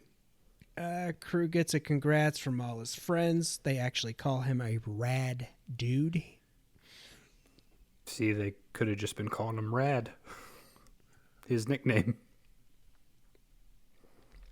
So yeah, we go through all that. SATs no matter what. Okay, when we cut back to the deli, that's when they're all calling him Rad Dude. Some guy comes up to him and says that somebody wants to talk to him outside. So, of course, Crew just, it's like, okay, whatever. Did you guys, because the guy says, hey, Crew, that there's a big BMX guy outside and he wants to talk to you. Did it remind you of the Dirty Mops Kraft mac and cheese commercial that I sent everyone? You sent that? Yeah, I totally sent that. Was it in our text? Yeah. Did you guys not watch the Was Kraft? it before or after my iced tea deep rising rap? It was whenever I originally mentioned the Dirty Mops Kraft mac and cheese commercial. Dan? I watched it. Oh, okay. Yeah, it was great. That's what we call irony, folks, Yeah, it's all coming back around, isn't it? if you're paying attention. I guess there's two of us who can't read all the messages. So, I obviously watched it because I brought up the I Got the Blues macaroni and cheese commercials from around the same time. Nobody's bringing up quality 90s commercial. craft commercials like I am. it is one of your crafts. What constitutes a big BMX guy? Like that he's fat Oh, he's pretty big. Yeah. or just like a big guy on a big BMX bike? He's like second in command of Mongoose, man. So, Crew meets with Duke. Turns out the big BMX guy is Duke. He pretty much makes him an offer that says, yo, dude, I'll sponsor you. And what? Does he tell him he has to lose the race or something? I think at this point he's just saying, like, come ride for Mongoose. Come ride with Mongoose. I'll be your sponsor. Seems like they don't show what he says about like Oh, that's right. They say, taking a fall. he says it later on. He tells Lori Laughlin that later. Like he reveals that. We just cut back to him basically telling him to fuck off. So yeah, so Crew says no, and then we cut to Duke yelling at Bart about it. it seems like this could have solved a lot of Crew's issues, though. So you don't then want to take the SATs. You just want to have money coming in. Yeah. we get Wayne Newton's character coming in, and he tells Crew he can't race without a sponsor, and that's a new rule that's in the book. Yeah, we get 3 instances of them just changing the rules to keep Crew out. There's a part here, too, where Crew is like, I'll talk to Luke. I think he's in good with AT&T. Yeah, Fucking cracked up, dude. that was a good line. Does Luke just work there? Or has he, like, has Luke never been late on a bill? Crew's got some like good, like cool responses. Like later on when the redheaded Bart fan comes up and wants a shirt. Mm-hmm. And they're like, no, we're all out. And he's like, no, you can have one. He can have the ripped one. You know, like Give him the ripped one. yeah. So Wayne Newton pretty much tells him to just take the fucking money. Well, then we cut to Crew telling Christian that Duke wanted to sponsor him, but throw the race. This is where we go the extra mile to explain what a sponsorship is. And she uses the guy who happens to walk by in a Coke sponsorship. Yeah. He races for Coke. And my thing was like, that could mean different things in the 80s. This is like a 2-minute scene Yeah. where we're explaining what a sponsorship is. This is the point of the movie. Like, up until now, I felt like everything was fine. And then at this point, it was like they seemed to be... It seemed like the script or something kind of changed. I don't know. Like, they were very, like... We need to tell the audience what's going on here. I don't. Did you guys get that feeling? Oh, it's probably for all these dumb Canucks that don't know how a fucking sponsorship works. Look, guys, we love Canada because our podcast is available worldwide. Come on, Yeah, Kyle. just quit eating handfuls of maple syrup and learn how sponsorships work. God damn it. I We love personally, Canadians. I think it's just that one sequence. I think it's the awkwardness of her dialogue. You know, like it should have been it could have been tweaked in a way. No, because a little bit down the road, Duke explains the American dream to Christian. And it's like, what the hell is going on here? Yeah, but is that just big villain grandstanding? Like that's his villain speech? Probably some extra just wordage in there. Yeah. All right, so we explain what a sponsorship is. Hopefully our audience understands that. We don't have any. Hopefully, all you Canadians could follow along with this very simple explanation. Yeah, damn it, Kyle. We don't have sponsorship anymore from the Chicago Sun-Times, and now you got to go to war with Canada? Yeah, fuck the Sun Times, dude. You guys, I laid out my challenge in episode 1, and you still haven't done jack shit. I'm gonna So if you ever feel like dancing with the devil, you know where to find me. The only thing with smaller balls than a rad tad is the Chicago Sun-Times. Yeah, exactly. Pussies. guys, they're gonna do a piece on us this weekend. Yeah, Should we start a big list of pussies? Like all the things that we call out. Chicago Sun-Times, Canadians, rad tads. We can't go to war with a whole race of people, a whole nationality of people. Just for clicks. You man. got to pick. It's just for clicks, Canada. No, you guys got to pick 2 things Canadian that you don't like. okay, 1, all of Canada. What's 2? 2, the rest of Canada. Yeah. Alaska. Yeah. Too fucking close. Diet Canada.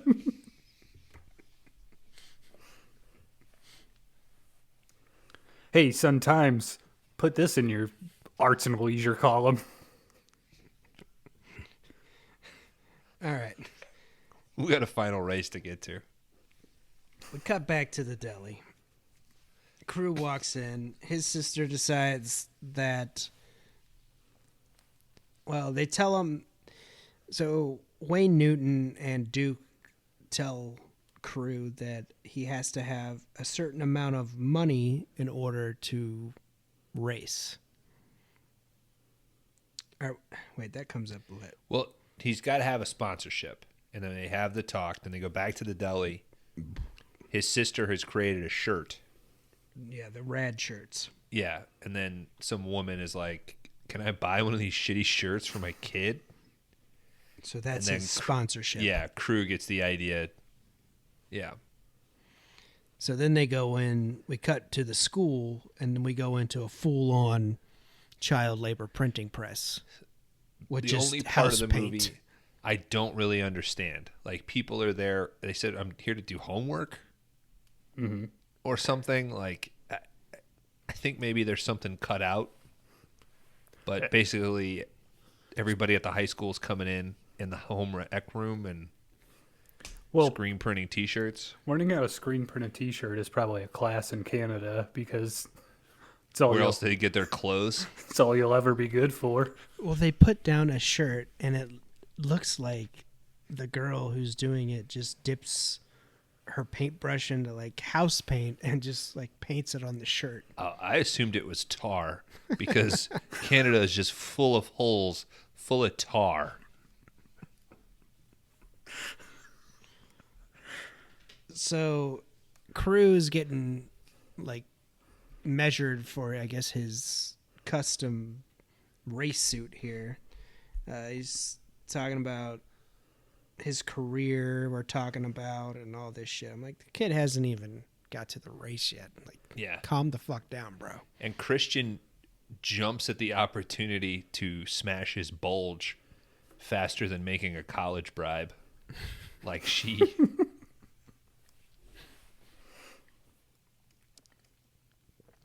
She served her time, guys. So we cut back to they start selling the shirts at, I guess, at the Hell Track, I'm assuming. Bart says crew will make the race.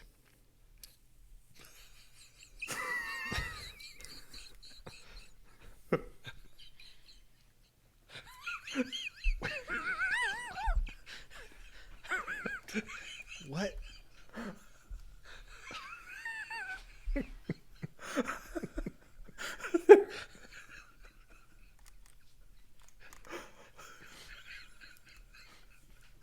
Shit. What fucking time is it?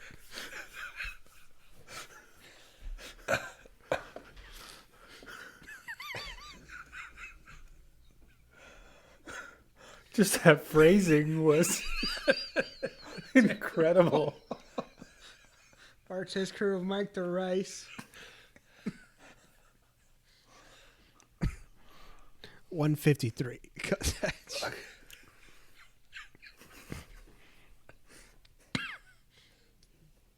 I'm trying to. Why does he say that Crew's gonna make this race? Because he's a good racer, pretty much. It's not Bart, is it, Bart?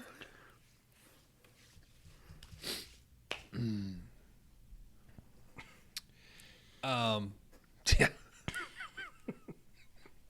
I have in my notes that this is where Bart stands up to Duke and basically says, like, I'll race him. Like, it's not like I can take him. It's not a big deal.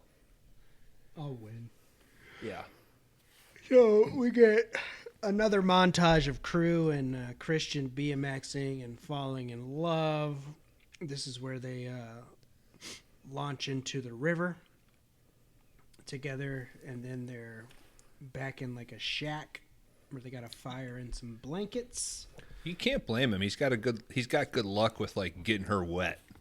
You know what I mean? We didn't see the extended version. Wait, this scene is where I wrote down the dialogue that I rewound like 5 or 6 times. When they're in this shack, Okay, please explain this to me. I wrote this down verbatim, but Lori Loughlin says, "You wasted 2 cans of beans to make hot chocolate in river water, and the worst part is we don't even have any milk." What does that mean? I'm guessing he opened up 2 cans of beans? 2 cans of beans to fill those cans up with water. Okay. To then use that water to boil to make hot chocolate. That's what I thought maybe they were using the cans as receptacles for the hot chocolate. Like that was just a cup. Okay. Yeah, it could be. Or who the hell knows? Maybe that's what Canadians think hot chocolate is. I mean, drinking fucking bean water up there.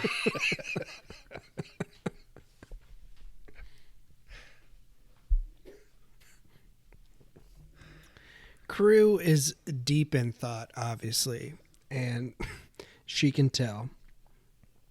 So this is where we get like our after school special type shit going on here. He brings up his dead dad again, which doesn't really amount to anything. But Hell Track is the next day. So we cut to the old guys talking with Duke. Duke talks with Christian, and this is where he explains what the American dream is and all that shit. He explains that they added another rule 812.3b, and you got to have $50,000 in order to participate in the race? Yeah, your sponsor has to have $50,000 in sales. Mm-hmm. Which is in response to the sister telling Duke that we've sold like 48 shirts or something. Yeah, and he does the math, and it was like, oh, you're gonna have to have a little bit more there. This is Duke pretty much gets bitched out by Crew's sister here. We get Bert talks with Duke. Duke likes Bert. I don't know why I wrote that. Pretty much Bert calls him a piece of shit. I think he flips him. Doesn't he flip him off? It's later. That's It's later? at the race. He pretty much... What does happen here is we solidify, because like Duke is talking shit to the kids and Bert is like eavesdropping. And this is about the sixth time in the movie that somebody is eavesdropping. Like Bert and other people, like, I just wrote in my notes that there's a lot of like disagreeing with what you overhear throughout the flick. A lot of curious looks coming from Bert there. Mm-hmm. Yeah. That's what I wrote down. What does Bert do? I wasn't sure what his occupation was and all that. That's why I think he just worked for like city council or some shit. Old money or something. Mm-hmm. So we go back to Crew's hideout at the sawmill here. He's upset. This is when Christian shows up. He's mad. Crew's mad that he didn't take Duke's offer whenever he offered it to him. I should have just took the money or whatever. Yeah. She pretty much tells him that I thought you were a real man, pretty much, and just takes off. This is when And he says, funny coming from you, somebody not wanting to take money. Is she rich? I mean, she's on Mongoose's team. Yeah. Mm-hmm. She's sponsored, so I guess she's making all kinds of money. And she's not a real man. Yeah. Yeah, that's weird, too. She's not going to be doing any side-by-sides. So we get... She might be. I don't know. She could be the bi in that She might have been scenario. around. Yeah. We get another montage of Crew delivering papers. I guess this is the next day. He's doing great work here. He gets the newspaper on the porch this time for the old guy instead of his flowers. And he makes his time limit for the old lady at the store. Yep. I wrote down Crew beats the paper route time trial. So he's ready Yeah. for Hell Track, gentlemen. We go back to Hell Track. Mongoose. This is where Duke is talking to the Mongoose owner about Bert and all that. Duke is the mongoose owner. No, he's not. That one guy that shows up is the Mongoose owner. Yeah. There's there's a higher up from Mongoose that shows up. Duke is like second in Oh, charge. I thought he was like a merchandising person for some store. No, This I is think like he's the like president. the guy. Yeah, he's like the president of Mongoose. Oh, okay. That's why Duke is like kissing his ass, basically. Okay. That fucked me up then, because I literally wrote my description of Duke Best as owner of Mongoose. So he's just a rep of them or something. Yeah, Duke is telling him that Bart's going to win the whole thing. Like, we don't have anything to worry about. Okay. Oh, yeah, because they say something like we've got X amount of shirts and shit ready to go to all the stores. It's all about that merchandise, baby. Oh, yeah. So then we cut to a town hall meeting, and the town pretty much decides that they want to pay for Crew to have enough money for his sponsorship so he can do this race. Yeah. This is where we get Officer Skinhead whenever he pretty much comes up for bat for Crew here. Pretty much is like, hey, The best line of dialogue in the movie. I wrote this down too. I've watched these kids grow up. I've chased every one of them. I mean, if you did take just that scene out of context, it would Detective? not look good. Yeah. I've watched these kids grow up. I've chased every one of them. I mean, if you're listening to this podcast and you're currently in acting classes, just deliver that for your monologue next time. So we got Officer Skinhead. He speaks up for Crew. Says he's pretty much a fucking great dude. We cut back to the store here. Crew is apologizing to Christian. God, what I wouldn't give to go ass sliding with you right now. He points to a poster on the wall that says, quote, "Having a friend makes you happy all over." And then he said, "Would you like to be my friend?" It's an image of two pandas sharing an ice cream cone, I think. So then don't they share an ice cream cone and they kiss, correct? Yeah. Yeah, it's like he shows her his favorite panda poster, and then they recreate it. It's true love, baby. That's what I'm talking about. At the end of this film, it just kind of like after school specials it almost. So they need a little bit more money for Crew to race. Crew meets Bert finds the money or gives him the money, correct? And then He buys like $27,000 worth of shirts. Yeah. I got shirts coming out my ass. So that means the Crew is eligible to race Hell Track. So we get down to the nitty gritty, boys. Hell Track race. It's on. Who do you think's gonna win? Well, I know that before the race, Officer Sergeant Skinhead Smith tells Crew, "You can do it. Just pretend you're in the lumberyard. Go balls out." That was the original title of this film. Balls out? Balls Out. I made a movie called Balls Out once. Can you show it in public? No, I sent it to a girlfriend. I think it involves a side-by-side. It involves a sock and a mongoose. Talking my language now. We get Duke talking to his crew here, and he pretty much says, "Take out Crew."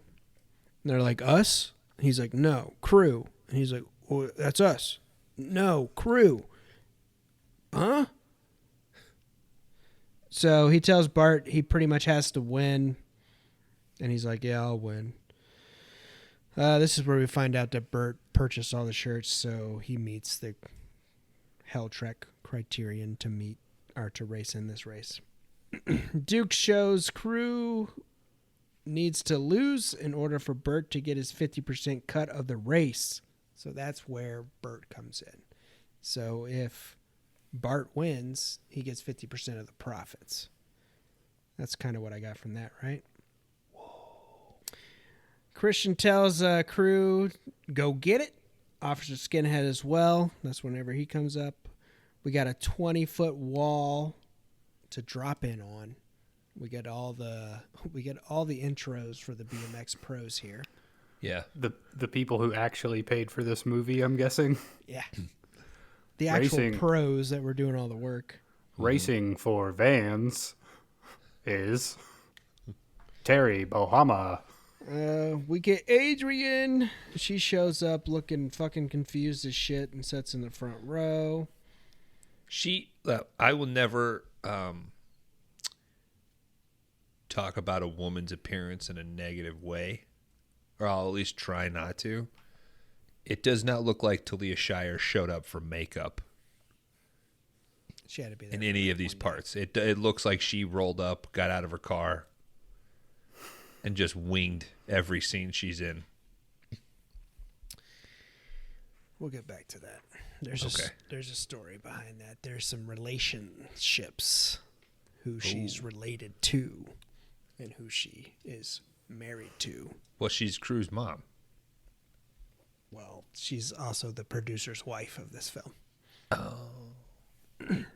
Who's also a shortsman. Jason Shortman. Shortsman. Yeah. That's this I family. knew there, hence the Coppola connection, right?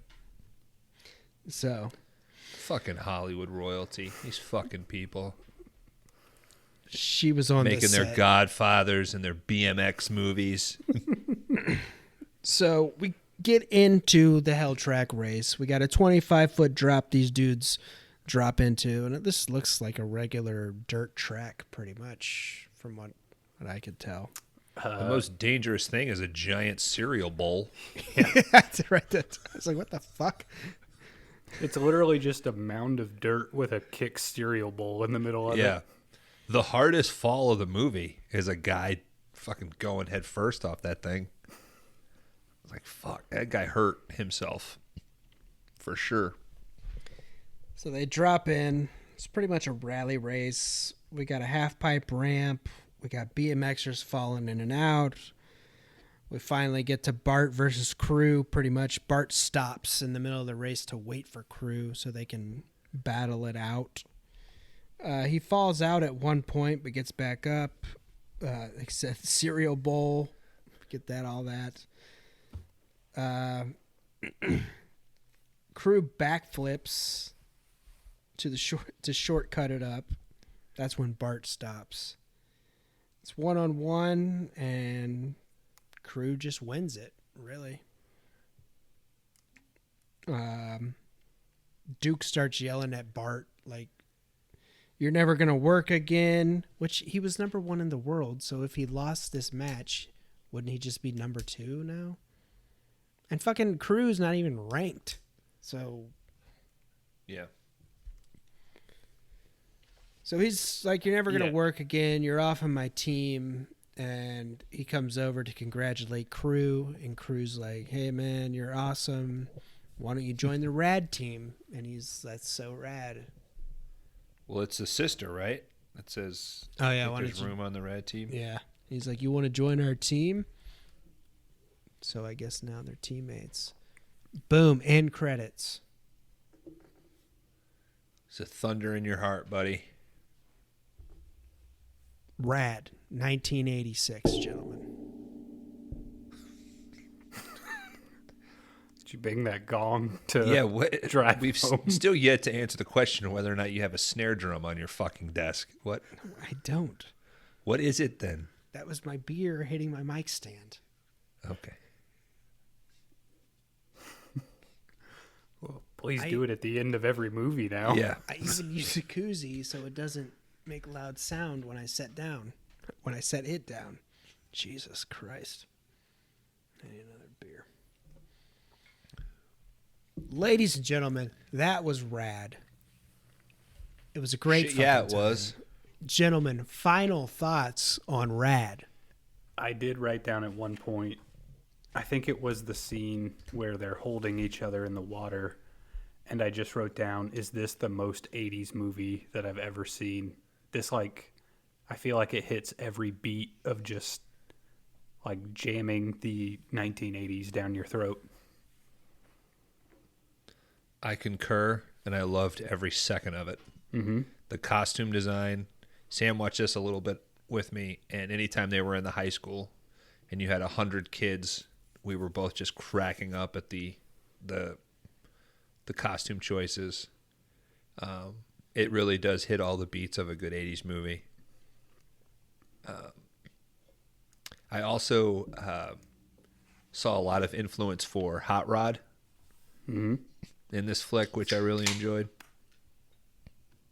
So I was pleasantly surprised by this flick. It was the first time in a while for this podcast that upon second viewing, I wasn't dreading watching it again. I was actually really excited. Since Strangeland, I'm guessing. Yeah, sure. Fucking. Damn it. Just going to keep, wear it off, man. I guess my last final thought is, hey, Canada, way to do something good for once. You gave us Rad. Rad was released on March 21st, 1986. Budget was $3 million, box office $2 million, so it was a dud, guys. Film was That's a marketing failure. Yeah. That's absolutely a marketing failure. There's no reason that this movie should not have done really well. It's You true. couldn't sell this film. Yeah. They had a great director. They had a great producer who had produced Godfather, who had produced some of Coppola's shit and all that. So they were quite disappointed whenever it didn't do well at the box office. Film was shot in Cochrane, Alberta, Canada.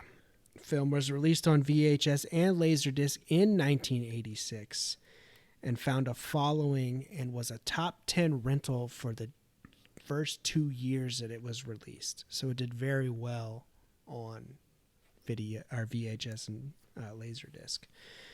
Went away after this. It was really hard to find once DVD started to kick off. That's when Vinegar Syndrome released a 4K version in May of 2020.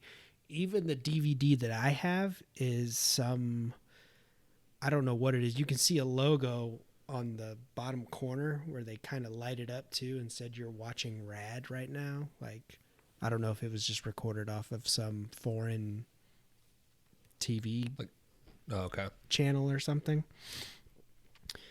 But soundtrack is available on Spotify.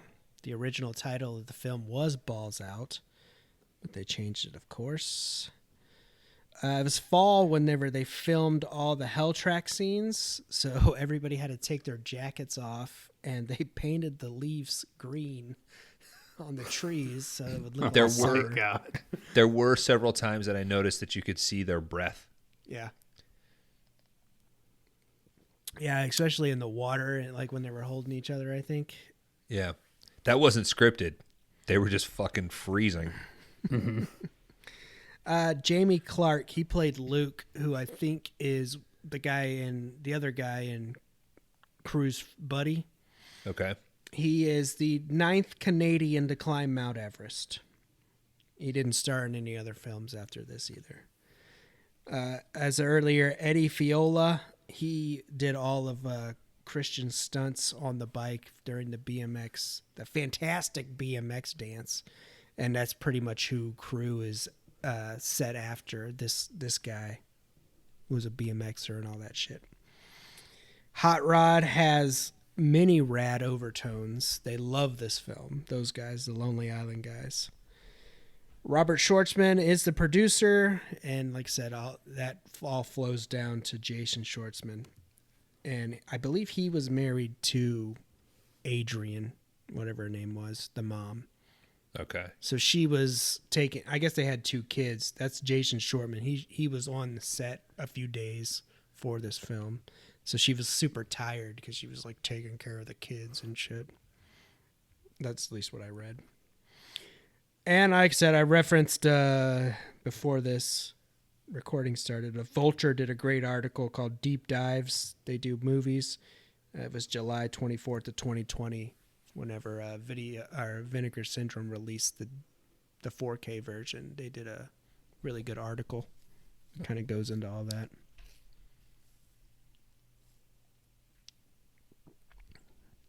And that was rad, gentlemen. Anything else? No. No? So everybody enjoyed it. I enjoyed watching Rat. It seems like we're all surprised at how much we enjoyed it. Mm-hmm. This was a movie I had at least heard of, probably whenever Vinegar Syndrome released it. And I might have seen a trailer then, and I was like, I'm not going to watch that movie. And then we picked it for this, and I was extremely pleasantly surprised. So, do we want to rate our letterbox? Let's do it to it, crew. Is that what you're telling me right now, Kyle? Let's go for it. All right, this is my film, so I'm not first. I can go first.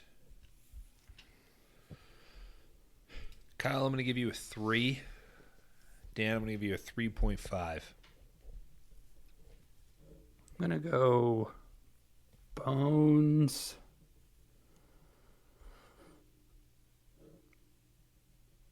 $3.5. Dan. This is a hard one to pick. 3? I'm going Bones 3. I'm going Kyle 3. Bones, expose yourself. Kyle, you nailed it. I'm giving this a 3.5. Oh! If you guys said 3 for me, that's what I would give it. Okay. So Dan and I tied on that one. I'm doing a big old 3 stars, gentlemen. I was worried whenever I ended the film, and I was like, this is a little too much after school special type of film. I need to get away from these PG kids movies. But as the week has progressed and I did watch again, I was like, you know what? This is a fucking decent flick. So I'm going 3.0, guys. All right. Right off the bat, I've put it onto the big list. As of right now, this would be tied for first place with Death Wish 3. So I'll just very quickly ask both of you, Bones, would you pick Death Wish 3 or Rad? It's two different categories we're talking here. Yeah. Nope. Let's just gut feeling. All right. Bear with me here. You're trapped in a cabin. Those are the only 2 DVDs you got. Which one are you going first? Fucking Rad, man. Dan, Death Wish 3 versus Rad. What are you picking? I think I gotta go Death Wish. It's just a little more entertaining. All right. I would also go Death Wish 3 here. I don't know. Rad has a much cooler cop. That is true.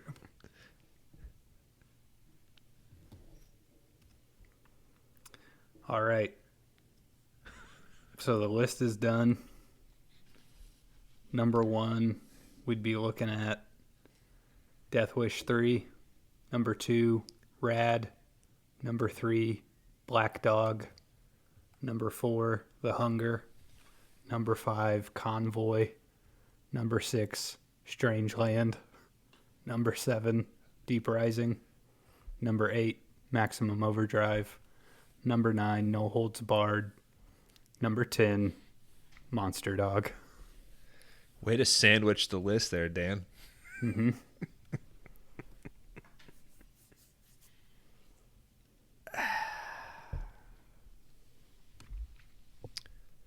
I had a chance to be number 1, but I didn't. I was honest. I mean, I was surprised at how close Rad came, like, just for me personally, to being at the top of this list. You guys Yeah. really liked it that much? Yeah. So, yeah. There's a universe where I give this a 4. I almost went with 4 for you. Yeah. Kyle, I'm going to give you props, man. I will have to check my notes. I think you fucking rock the Rate My Letterbox, man. You know? I can't think of a time where you didn't get at least one of us correct. So, mad props, dude. Yeah, Rad hits a real sweet spot for Bones. That's for sure. Bones is rad. Mm-hmm. Bones is Rad. Bones is Rad Dog with heart condition. All right, why don't you tie this bad boy up? We'll close this out, and then if anybody wants to stay for the post-credit scene, we'll reveal Kyle's pick for Extremely Extreme Sports. Everybody, that was our first selection for Extremely Extreme Sports. It was Rad from 1986. If you get a chance, check it out. You have to pay for it, I believe. It's not streaming anywhere. Obviously, everybody here at 5 Day Rentals loved it. Like I said, check it out if you get a chance. We'd love it. Check us out on Spotify. Check us out on Apple. Hit us up on Instagram. Hit us up on Letterboxd. That's all we got for you. We'll see you next week. Bye. Bye. We love you, Canada. Yeah. Yeah, I'm Take sorry. a joke, will you? Sorry I was so hard on you. I love you, Canada, but the Sun Times, you're still on my shit list. And fucking Tad, come at me, dude. You're gonna get a fucking shotgun full of rock salt right in the chest. I'm gonna find a writer named Tad at the Chicago Sun-Times. set you guys off. Instant enemy.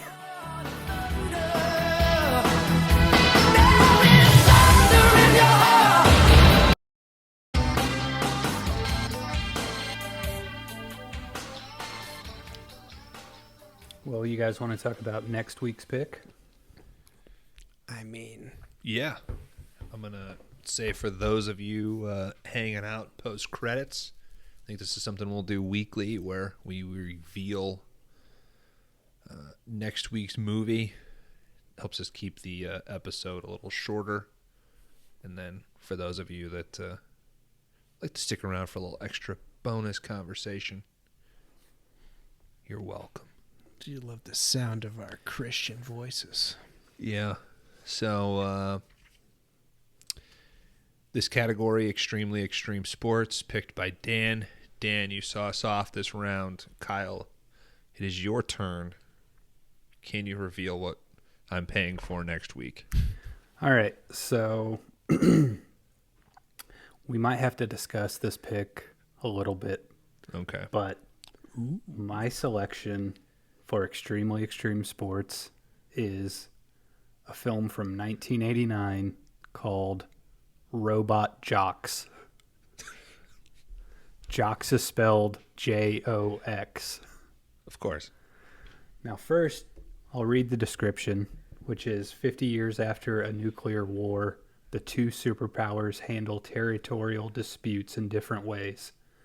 Each fields a giant robot to fight in a one-on-one battle in official matches, each piloted by a man inside, known as a robot jockey or jocks.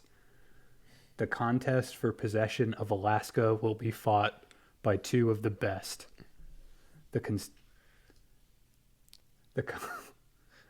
The Achilles fights for America.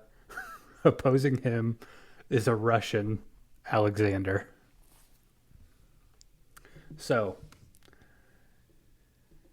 I think this might not fit into the category because it's probably going to revolve more around territorial disputes. I do think this fits into the category because it is a sporting event where giant robots fight each other. If you want to see a trailer, I have that pulled up. I have two comments. Okay. Number one, I'm pretty sure. Are you just trying to pigeonhole a Stuart Gordon movie Okay. in here?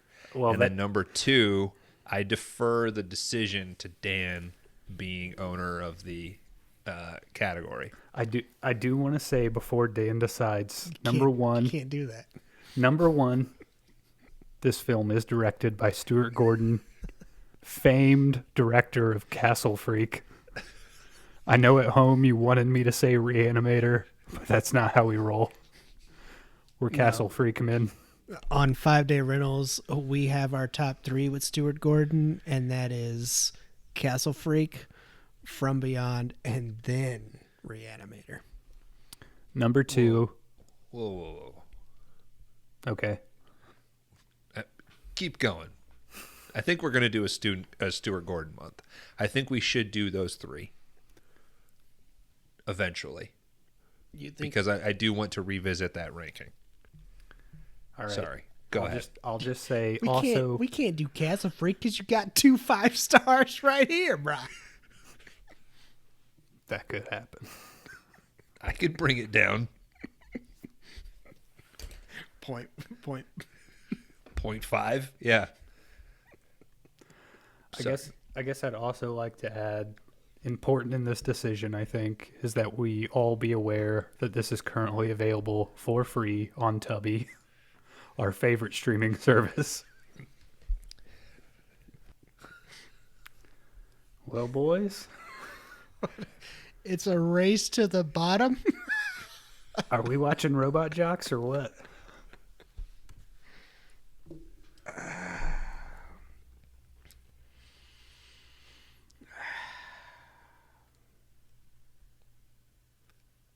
You say it's up to me. It is your category.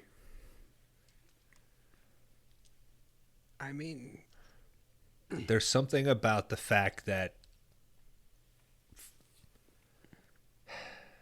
Okay, 2 points to argue in favor. You named the category extremely extreme sports. In doing so, I think there's like a level of ridiculousness connected to that. Number 2, one could argue that fighting, like, or, MMA or something like that, an extreme sport is generally like classified as something that you could die doing, and you can die in a fight. So I think those would be arguments for. Now, the con being that this is a sci-fi Stuart Gordon.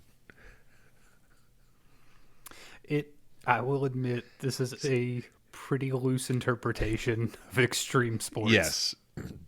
Yes.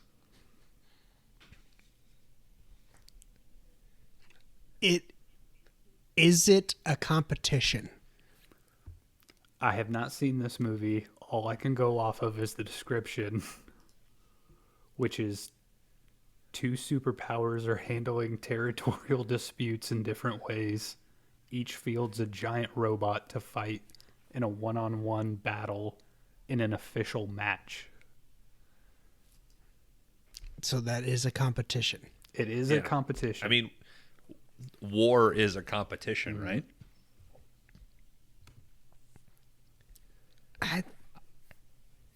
I just think it's amazing that Stuart Gordon went back in time and remade Pacific Rim. No. I think it's amazing that Del Toro stole from Stuart Gordon. Didn't they remake Castle Freak they did. too? Yeah, the chick Yeah. that was in Castle Freak remade it. I'm going with a yeah. Cool. All right. Let's do it.